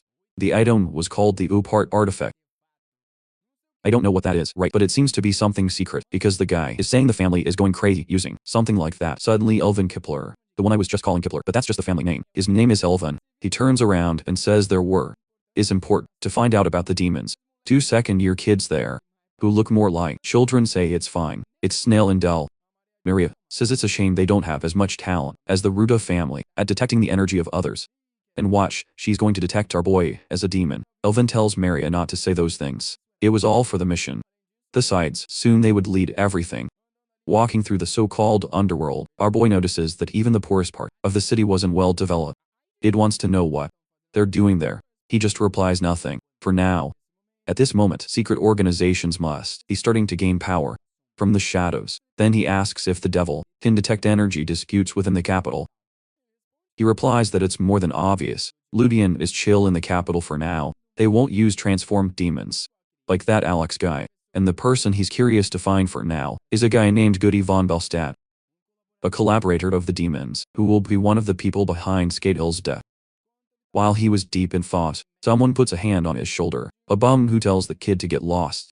Otherwise he'll have to pay a fee. When Ludian smiles, his underworld guide has just appeared. He puts his hand on the guy's shoulder, already activating lightning, and the man hit the ground. Instantly, the guy realizes he's a knight because he can use mana, and Ludian said if he answers everything correctly, he might make it out alive. He better talk now about which nobles are walking here in the alleys of the capital. He's curious, especially about the green-haired one. Back with the Keplers, Maya is commenting that Lucilla seems interested in Karen, which is bad for them. Elvin replies that Lucilla wasn't their enemy. All she needs is to stay neutral. She then wants to know if the new boy who joined the school might end up changing their plans. Elvin is thinking that the fact that Karen judged the boy wrong and almost got beaten shows that he really has potential. However, he turns to his sister and says not to worry, he's just some freshman. Nothing will change because of him. The sister agrees and says it's true. Now it was time for them to continue with the plan. What they didn't know is that our guy had already found them from above and is just watching them strolling here and there, wanting to detect something. Those 2 kids are something called mutants in this world. Besides, the most powerful human in the War of Superhumans was also there, Maria Kepler herself. She was the final boss of that war. Damn, I didn't think she was that tough. Then Ludian asks the devil if his disguise is perfect. He says yes, but he's feeling that this time, it might be better for him to be cautious. And the white one is sure that something big is about to happen. Since the 2 siblings are getting involved, man, he's acting like he's Batman on top of that thing. Suddenly, the green-eyed girl points, saying it's there. The Grand Heart Theater. Elvin said he already knew that guy was involved. These damn wizards think they're so much, but they're always meddling in things they shouldn't. Maria says if it's this guy, he won't be hard to deal with. Thinks he must be just a minion and not a true high-level demon. Right after, they're all entering. Not suspicious at all, right? With 2 midgets in front. Those close, and in an instant, they feel that something was happening on the top floor. Damn son, they're really going up, aren't they? Through the non-existent security. The siblings are saying you could smell a terrible stench of blood and of demonic energy. And Elvin says he found out that this Viscount wasn't just a simple merchant. A long time ago, he was named as one of the successors of the Magic Tower, but it seems he refused. Nuria is sure that there must be a mage's study room. Upon opening the door, a guy with a cigar wants to know what brings the renowned students of the academy here. Elvin tells the guy to stop the act, because he knows very well that he's the one who's been messing with the plant. Damn you, Viscount. Go to fun beasted. The guy laughs and asks, so if they are the 2 who have been attacking their businesses and disappearing, because Elvin replies that he is the bandit here. So it's better to stop this talk. Human trash crushes the cigar, saying it's better for him not to mess with the Merchants Union. Otherwise, the whole family will have to pay the consequences. Elvin retorts, saying he's a demon, and the guy says that indeed he already knows everything. He already draws his sword and says there will be nothing left of the demons in this empire when he starts cleaning up. The guy starts emitting an aura, already realizing that the damned kid was trying to interfere with his plans. He has no idea what the 5 children think they're going to do, but it's over now. Elvin is confused, because there are only 4 of them. Until the little rascal arrives, saying he to the gentleman, saying he came to talk to his friend, who ignored him for 3 days. In the original story, this Gedivun guy corrupted a good part of the empire, siding with the demons and conquering numerous allies. He was one of the people behind the whole plot that ended up taking the lives of the 2 dukes, Delphion. His name was etched in history, and Ludian expected to meet this guy soon. Now I can't see it clearly, That's where the translation trolled is, but I think it's 4,000 power. Or 34,000. It's a pretty big difference. Oh no, our boy says it's less than Alex, right? So it must be around 4,000. Maybe it's manageable then. Elvin puts the great sword in our boy's face and wants to know his identity, asking if he's there as an ally or an enemy. Ludian says it's obvious he's there as a friend. He's there for the same objectives as you gentlemen, to deal with that demon's minion. Elvin is startled. Only the top of Kipler should know something like this. And with that, he says he belongs to a secret organization that wants to maintain world peace, known as Adora. It was wondering why he's stealing his name now, and Elvin obviously says that he's never heard of such an organization, to which Ludian replies that it's different from their organization, known as the Psychic Empire. Now the two siblings are shitting themselves. Man, the boy even knows the name. The silver-haired one says, "Then I'll make you an offer. No matter how much you want to kill this guy, you won't be able to finish him off now, in the middle of this crowded place. That's because vassals of the Demon King cannot be killed by physical force. Our boy knows they have a way." Maria shows that they are focused on this, but the girl was still incomplete. With that, Ludian says the offer is that he will help them to finish off Gude von Disted, but they will have to form an alliance, and he wants to know what Miss Maria thinks. She's trembling all over, because he even seems to know that she's kind of in charge of this part. He already followed her without her noticing, knows who the leader is, knows the name, knows everything. That's why she refuses. Man. Warning that she would never make a deal with someone so suspicious as him. He'd better forget about an alliance, because she's not even willing to let him leave without answering much. She warns that as soon as they finish off Gude, he's next. It's him, and the cute little system raises its cute little hand in the corner, saying that it's okay, right, let's just wait here. It seems this is an instant that also happened in the story. Ludian finds it strange that the siblings are willing to do this. At that moment, right, finally the villain asks if their little chat is over. It would be good for them to come at him with everything they've got, because otherwise he's the one who will make sure they don't get out alive. With that said, he says the festival begins and sends an attack in their direction. Maria pulls something from inside her belly, sticks a dirty amulet in front. Suddenly, the whole space starts to get distorted. From one second to the next, they're in a desert. And Gude says he never expected an artifact that interferes with space in the hands of a person like her, but a change of terrain wouldn't make any difference to children like them. The guy is already using demonic energy, and they realize that he wasn't going to hide anything anymore. A bunch of circles of darkness appearing and some creatures coming out from inside. Immediately, they realize that the damned guy was actually a summoner, and that's why he didn't seem so strong. And he transforms, warning that they have no way of destroying his body. Ludian knows the problem wasn't his changing appearance, but rather his power that was amplifying. He thought it was too easy compared to Alex. But now, it makes sense. Man, the guy had already gone up to 12,000. And Gude says they will pay dearly for having stirred up the hornet's nest. Maria says to be careful. This guy, who they thought was just some random minion, in fact was stronger than most noble demons. And with that, there's already a flood of monsters coming in their direction. He stretches out his hand, activating a golden magic, and he seems a bit surprised. A barrier forms, and any creature that touches it is instantly killed. Dude is confused. This woman has the same mana as a common person, so how is this possible? Maria asks if he really hadn't noticed. While Ludian remembers that this girl, was the final boss of one of the final chapters. At that moment, he couldn't even see her current capabilities. Ooh, the moment she threatened him, the girl really had clout. And her title was the Golden Empress. Gude is confused. Man, that wasn't a power that a mere human should possess. But the girl is flying there, saying that apparently, he will die without believing until the end. She raises her arms and says the results wouldn't change. Gude calls for his minions and tells them to finish the bitch. But the creatures seem to be hesitating. At that moment, the guy wonders if he's having hallucinations. A giant thing was appearing above her hand. He asks her to stop, saying they can make a deal. He would offer her any and all influence in the underworld. He would even get a treaty between her and his master. If she wanted, he would even give her his shares in a merchant group. She just laughs and says he's interesting. While bringing her finger down, man, the girl apparently sent a Jankidama of stone, raining on the creatures. Her title was also the Queen of Physics. Boy. And oh, the little system with glasses there, watching everything and seeing the rascal. He knows he has to have her as an ally. The monster was completely buried, and Elvin is celebrating, saying he died. Ludian tells him to never say those words. It would be better for him to take a look, to see first if the guy really died or not, right, instead of casting that curse. The green-haired one replies that it's obvious he died. No demon would survive. Until it clearly couldn't go up, destroying all the ground. When Maria looks again, a slimy goo begins to form a new demon. Gude then says that her power is interesting, but it's not enough to kill him. Maria laughs, saying that indeed in this situation, she should have prepared a little more. However, just because she can't finish off the body, it doesn't mean there aren't other methods. She uses her magic, psychic magic, to make the whole body contour, saying that all she needs to do is destroy it, until the spirit that exists there breaks along with it. The man is in agony, screaming desperately while the guy just stands there, thinking it would have been better to die sooner, right man? However, even after all the suffering, he gets up and keeps saying that his prediction is correct. Soon, her time is running out. She must be getting low on energy in the artifact, and without contact, and manipulating so much space like she's doing, is not an easy thing. And man, the guy hit the nail on the head. Her artifact really seemed to be on its last drops. And he then said that the moment the master finds out about this, he will intervene, and then it's the end for them. The worst part is that Maria knows it's true. If the guy who hired this person shows up, she won't be able to handle it. That's when someone asks if he needs to get involved. Obviously it's the little rascal there, all equip it. He then says that maybe a conversation between the two might be possible. Again, he had warned her that she wouldn't be able to kill. Damn, Maria insists, telling him she doesn't want an alliance with him. He then replies that it's fine. He'll drop the alliance thing. But how about he sets some other conditions? Like, for example, the one that she cannot cause him any physical harm.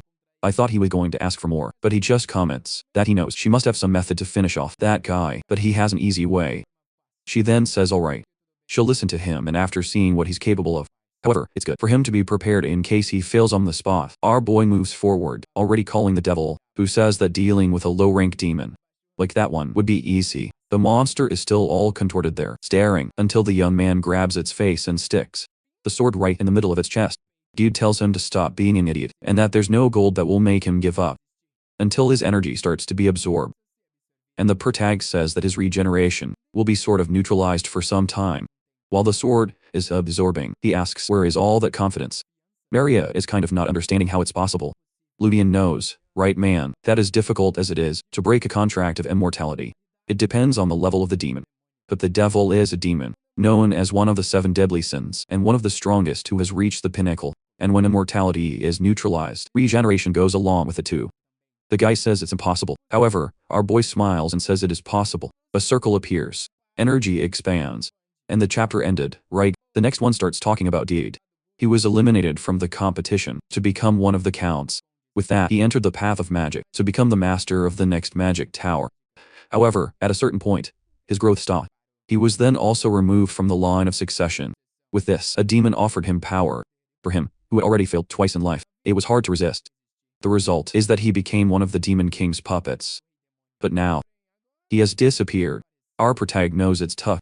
They have your path blocked and no longer be able to see progress. However, that was no excuse for him to make pacts with demons. With this, his mana goes up more to 26, which is a lot less than the previous ones. But at the same time, curious, she already wants to know how he finished off Good. That's when she notices the rascal had a demonic sword. He shows it there. What's the problem? It's normal, everyone has one of these. Obviously she says there's a big problem. The mind gets intoxicated, but he counterattacks, saying he's fine, and she realizes it's kind of true. And he insists, saying that if he were really a demon, he wouldn't have just killed a demon too. The devil says he's seen demons kill demons countless times. That's no argument. Our boy just tells him to shut up, while seeing his brother's eyes staring at him, tells them to ignore the situation. At that, Maria comes to the conclusion of how he obtained the sword, and how he stays, saying we're not important things. She then says she reacted instinctively and apologizes. She would have to keep her promise. And now she's curious to know the boy's proposal.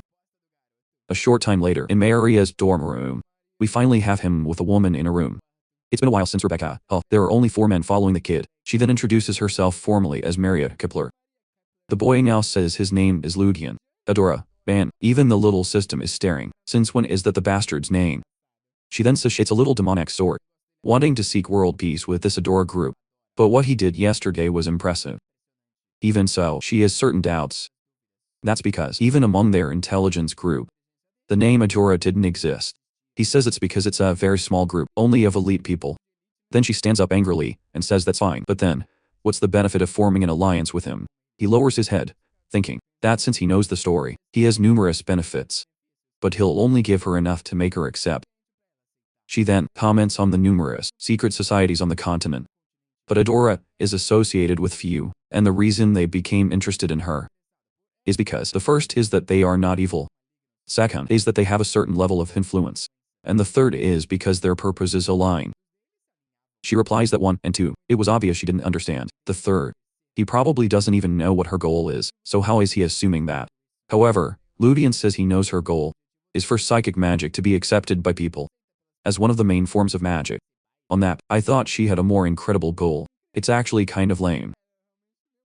She's impressed. He explains it's obvious, since she wanted to kill the demons to show the strength of her powers, psychic powers, to the imperial family. Because few people have any idea how infiltrated they are. This, he already says, is other information, is that the neighboring kingdoms are also full of demons. If she investigated, she would find out that what he's saying is true. Maria questions if they really are that infiltrated in society. He replies that of course they are. Deed was one of the heads of the merchant crew, a guy who controlled more than 20% of the logistics. He certainly didn't do it alone. An important detail is that he was just one of the lackeys, which means if a lackey was an important person, imagine the positions the real ones hold. He then says that one of the benefits of the alliance will be that he will pass on information about the demons without worrying. Second, he would connect the Kipler family to high-rank nobles.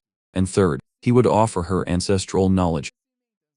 That gets her all excited. She gets up excitedly asking if it's true. We see a little earlier that White asked if this theory here of psychic power is really worth anything. He replies that yes, every person who studies this power will be interested in this kind of thing. Just like in the original story, her powers are unbeatable. But the price to use them is also extremely high. And he explains that psychics can't develop a solution for this because they don't have the theory. This is a problem that affects their generation. He knows that Maria will be interested.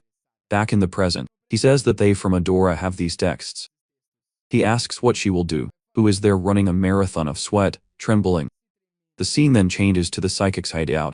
In the Empire, Elvin asks if she's okay. She's looking at a bunch of papers, saying yes. The brother says that wanting to do everything in one day is complicating things, but she replies that she couldn't refuse something like this. He wants to know the identity of this kid. She replies that he seems really ordinary. Literally, his story is that of any commoner, and there are several records that he lived in the same place. Elvin replies that this is absolutely impossible. A human who maintains sanity with a demonic sword is not someone normal. She agrees because to break the power of immortality, it would have to be a sword with the core of a high-rank demon. Besides that, she wants to know what this Adora thing is. What is the identity of this group? They have all the information about psychics, while they have no idea who they are. The brother says they just need to keep an eye on the boy, and eventually they'll discover his identity. She replies, yes, but the important part of the negotiation is what they will receive. If it's really true, this will be an important key. With this, she turns, saying she'll talk to him tomorrow, but they'll figure it out later. On the way, but they are curious to know which family our boy will introduce to them. Elvin says it's obvious. He's going to introduce them to the guys from Scar, which is the city he came from, while Maria fixes her hair. The giantess says they'll find out tomorrow. The next chapter begins with Aid the little to the one, up on the post, while our boy is waiting for those damned guys. He's wondering how to prepare for what the demons will do when they find out that Gude has disappeared. Besides that, he wants to know why these two weirdos are always by his side. The kids just reply that it's Maria's orders, so there's not much to do. He asks if they are his spies. They reply no, they are there to join the boys' faction. He just thinks that this faction doesn't even exist. While knowing that Karen and this Kipler family, I think they have a competition. If she saw the scene, she wouldn't like it at all. That's when the two arrive and call for Jean, wanting to know who he's going to introduce them to. He just tells them to stay calm, they'll meet them. When they get there, the scene changes to a garden in the Imperial Palace. And Lucilette is arriving, saying he to the prince. Nearby is Miss Citra, one of the Viscount's daughters. She says he to Lucilette, who stands there kind of frozen among the leaves, and the prince tells her to answer. She says it's been a while since she's seen a lady, and the other replies yes, since the last event. Suddenly, Prince William says he gave her several missions. So why is she visiting? At that moment, she says she came to pass on information about Gude's disappearance. Immediately, the guy pulls the letter from her hand, saying that finally, they are finding out who harmed his parents. He tells Citra not to worry, that he would go to the route to find out who the traitors are. I still don't understand why Lucilette is having a complete meltdown, staring back and forth. Maybe it's because the foolish prince is forcing her to do all this to please this Citra girl. Who knows? The scene then changes to the guild's information headquarters. Man, the place is bustling. It's full of people, and Maria asks if the person they have to meet can only be met through this place. He's a bit awkward, saying, soon they'll understand everything, but asks them not to mention these names around. She thinks it's a good idea, and with that, he then says he wants to meet the master of the information guild. The guy at the counter asks if he has an appointment. Our boy tells him to mention the name Ludian. Right after that, the man is apologizing for not recognizing esteemed guests. The master was waiting for them.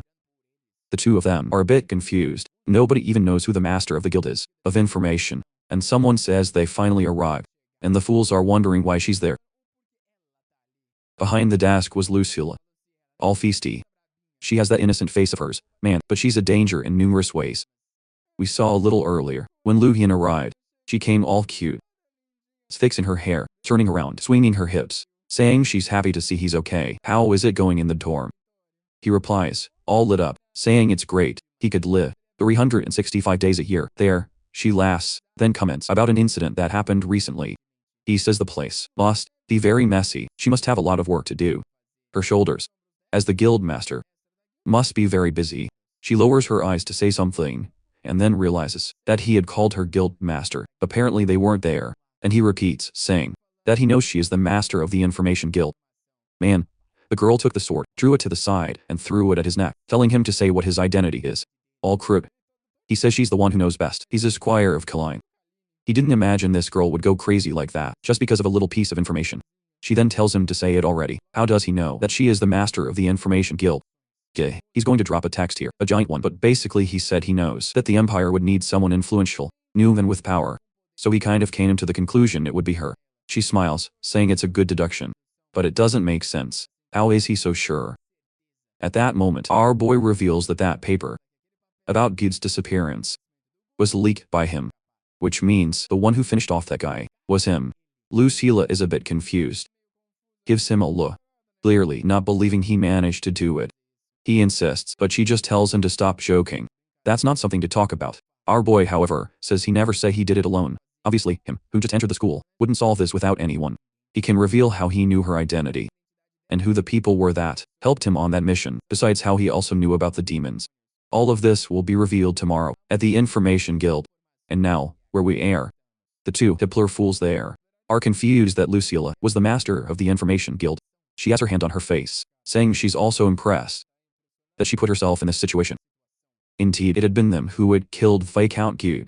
Our guy 6 to Elvan says that this past week, they worked together to be able to locate that guy. Good thing it all worked out. Of course, when they killed the guy, they also obtained a ton of information, and one of those pieces of information was the young lady's name. She's there a bit confused, wanting to know what her name has to do with it. With that, Ludian said that the third prince had been chosen to expand the demon's influence throughout the Imperial Academy. This is going to happen because the Viscount adopted a mischievous girl who, apparently, is sucking the prince's energy, placing very malicious thoughts in his head. Apparently, Lucilla is already sort of destined to marry this prince, but in the original story, when she gets caught up with these names from the Gude business, she loses this arranged marriage, and the prince ends up marrying the crazy girl, and he then says that all this information was discovered by this incredible trio. I'm as confused as Lucilla here, but I'm kind of following along. She says she can believe this story, but there are two strange things. How did they manage to find the demons that not even the Information Guild was able to find? And besides that, how did they deal with that guy's power? Ludian says someone else will answer that it's someone else. With that, Maria takes a step forward all cocky, while Ludian just wants to see what will happen between the two. She reveals she was from the Luminous Psychics group. Lucilla is all twisted up. She didn't even know this group existed. This Information Guild can just close its doors already. Maria explains that she doesn't have much information, because their group is kind of half-assed anyway, just a bunch of people who enjoy psychic magic together. Blue hair is still a bit confused, while green hair shows the floating chair and her little psychic power. This is the way people know it.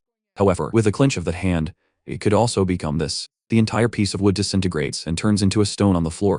Lucilla replies that it's truly fascinating. She knew this type of power existed, but not at this level. Lucilla picks up the big stone and says she's impressed. She didn't imagine a power from a fairy tale would appear right in front of her like that. Alright, she can believe that this power was capable of defeating Gude. But why did they come there? Just to share this information. What were their intentions? It's time for Ludian to make the move. He was waiting for the three of them kneel, saying they want her to sponsor them. A short time later, she is pacing back and forth because they've already asked for psychic power to be recognized as equal to magic. Besides that, they offered to support her, and with both forces, our boy says it would be much more effective to finish off the demons. Lucilla looks outside, thinking she has nothing to lose. Demons were infiltrating the capital, and now a power that could be used to finish them off has fallen into her lap. She replies that it's okay, but she'll have to consult with her family first.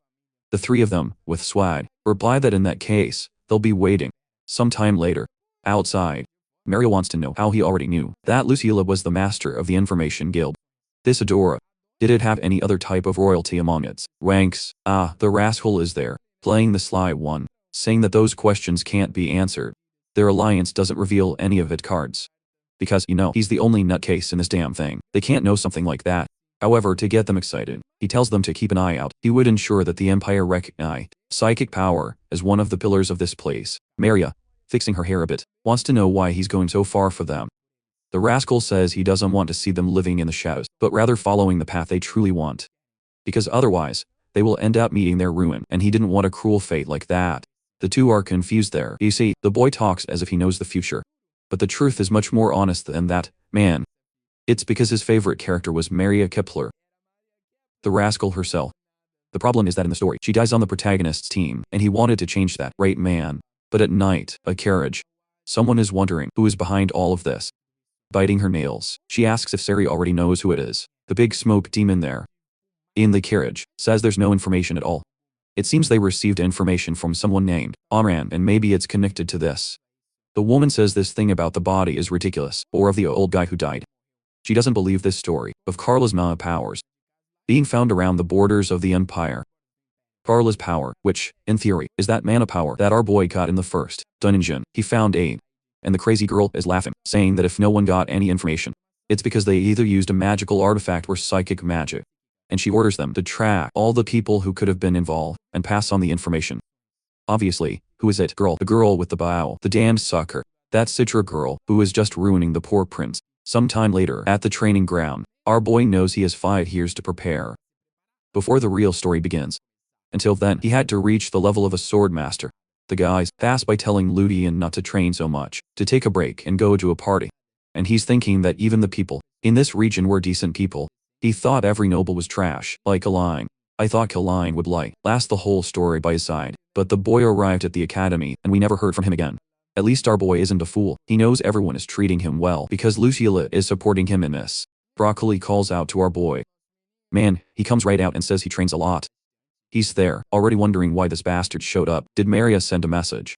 However, he comes to comment that he heard about his duel with Karen. He used Manhwa. He says it seems there are always spies on him. The guy replies, oh, he got this information from Karen.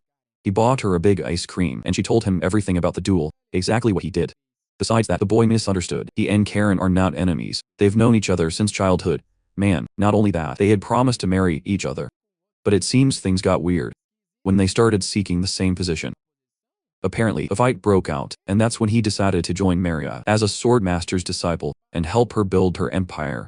But if he could become a supporter of the house of Hufion, there would be no reason for him to become a swordmaster. Ludian is wondering why this guy is telling him all this. Wouldn't he be a little curious? Ulfin then says the boy is weird. He has terrible swordsmanship and doesn't even know how to behave in a duel. But even so, he had mana that should be impossible.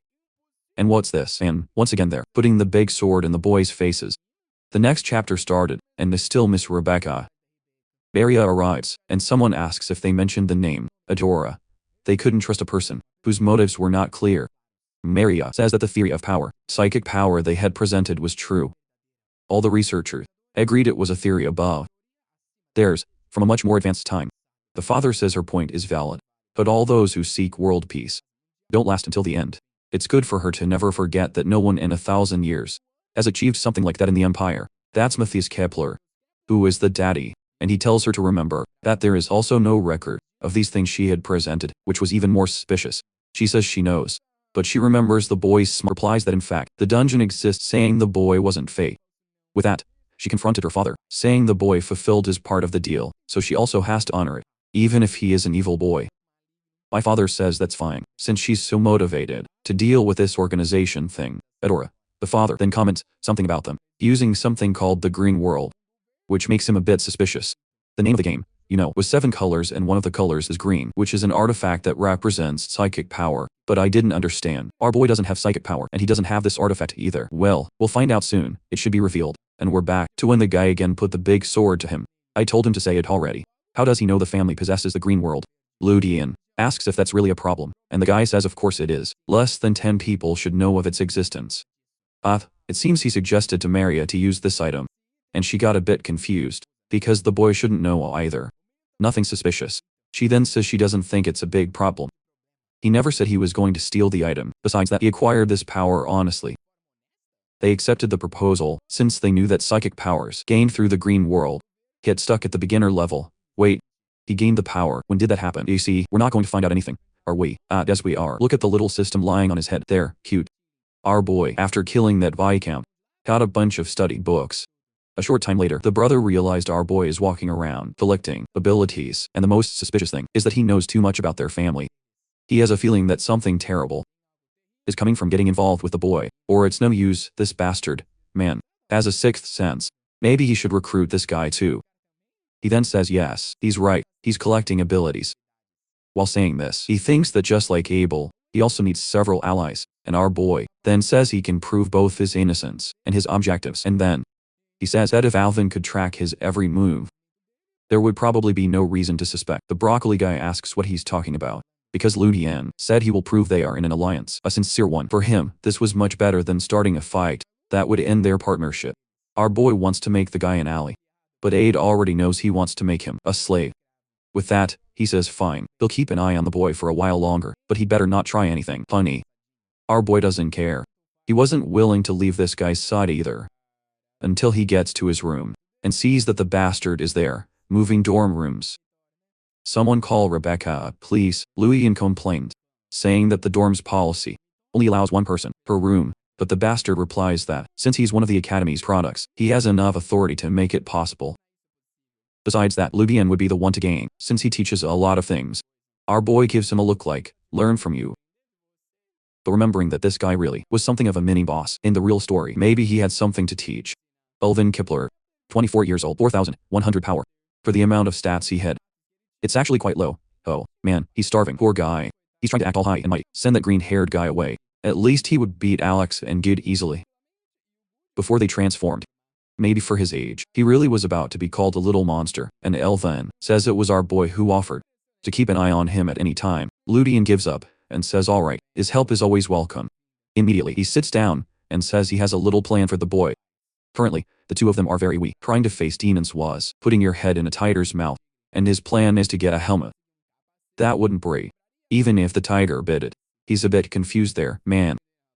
But a short time later, we're talking to Lucilla, again, the tall girl with an innocent face, who says that in the name of Duke Delphion, she accepts the proposal. They should serve with loyalty and honor the imperial family. With that, she tells Elvin that as proof of the alliance, he would start being trained by Cadel as well. I saw that the guy didn't like the news, because he's scared there.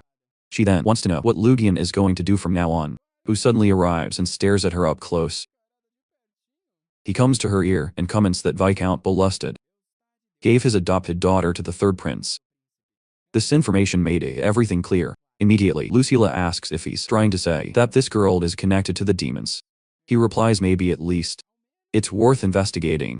Or because of this, not to mention, connected to the demons or not, a parasite like that should be removed. The boy is so malicious. Hey, the other one is crying. She's out of her mind. This girl, she has some psychological trauma, man, but she's saying that parasites really have to be eliminated. Aid even appears, telling our boy that he's the real demon. With that, Lucilla calms down and says she now wants to know what the next steps are. He then says that the demons have already infiltrated the army and the nobility. The first objective was to make them show their faces, and right after, cut off all their limbs. But for that, he needs to get stronger, and there's a dungeon that will be perfect. Lucilla says he must be going crazy. He should know that here they are, in the capital, there shouldn't be any dungeons. He, however, in fact, there are 3, but 2 of them have no relation to the demons, so he'll leave those out. He says he and Elvin will go solve that one. That place was perfect to start his plans. And there we are, in the catacomb of the end. Compared to the minotaurs that welcomed them last time, this one just has some little skeletons, and apparently Lucilla has been there too, having fun. Guys, they have a very big smile on their faces, for people who theoretically came to farm, and at that moment, the 2 fools are in the background, asking when their turn will come. They were there to gain experience. While Ludian thinks that things have gone to hell, they were supposed to be there because there's something important that he needs to take for himself. A little earlier, we see a very healthy Lucilla thinking about this dungeon business. Apparently, she was scared to know there was one in the capital. She knew nothing. But she's already all glowing, believing in our boy, saying it's fascinating information.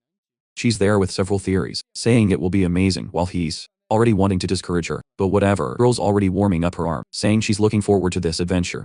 She will prepare and go with everything she has. Ludian knows that if she participates, it will be much easier. The problem is that there's a certain loot that he doesn't want to share. Alphen comments that the princess, who is by the prince's side, is strong, so any help is welcome. And immediately, Mary speaks up, saying that if that's the case, she'll go to. Her body is a bit stiff. The girls are already all excited with Lucilla talking that she wants to see psychic powers in action, while Ludian believes they had already decided everything. Already in front of the catacomb, Lucilla came all prepared. Man, brought a mithril sword, a silver dagger, a purification item. Not to mention that, even though she's a specialist with great swords, she came with a small one. Since the place is enclosed, Ludian takes the opportunity to ask if she knows where he can sell gold. Honestly, she replies that the Duke's house can buy a decent amounts. He's been holding on to everything since that dungeon, man, because he's afraid everyone will realize that he took everything and he'll be killed for it. She, however, comments that the Clapper merchant group was not weak. Maybe if he was in a bad situation, he should sell to them. At this, he gives a little look back, and Lucilla realizes they were never on the same side. The two of them tremble. She gets all up in our boy's face, saying he'll have to explain this later. His luck is that she already trusts what he says. He just thanks her and says it's time to go on to the dungeon, while E tells the boy to stop lying. 'Cause lies have short legs. A short time later, they were in front of a huge tunnel that seemed infinite. She tells him to explain about this place, and he says he doesn't know much about it either. It just seems there was supposed to be a gravedigger here, and the guy disappeared. Many people from the past were buried there. The place was abandoned for mages specialized in necromancy. This was the perfect place. She asks if that's the case. He says it's actually a being from the netherworld. The 7 colors of the game. The so-called netherworld is what symbolizes the color black. These are creatures that gain access to this world, along with the help of demons, and their plan is to raise the dead and gain more influence. Lucilla says he's crazy for wanting to come here, just him and Elven. He says it's not that difficult, they'll understand. The thick-thighed girl goes ahead, saying she's excited then, and that they should go already. With that, we're already there with her cutting down the monsters.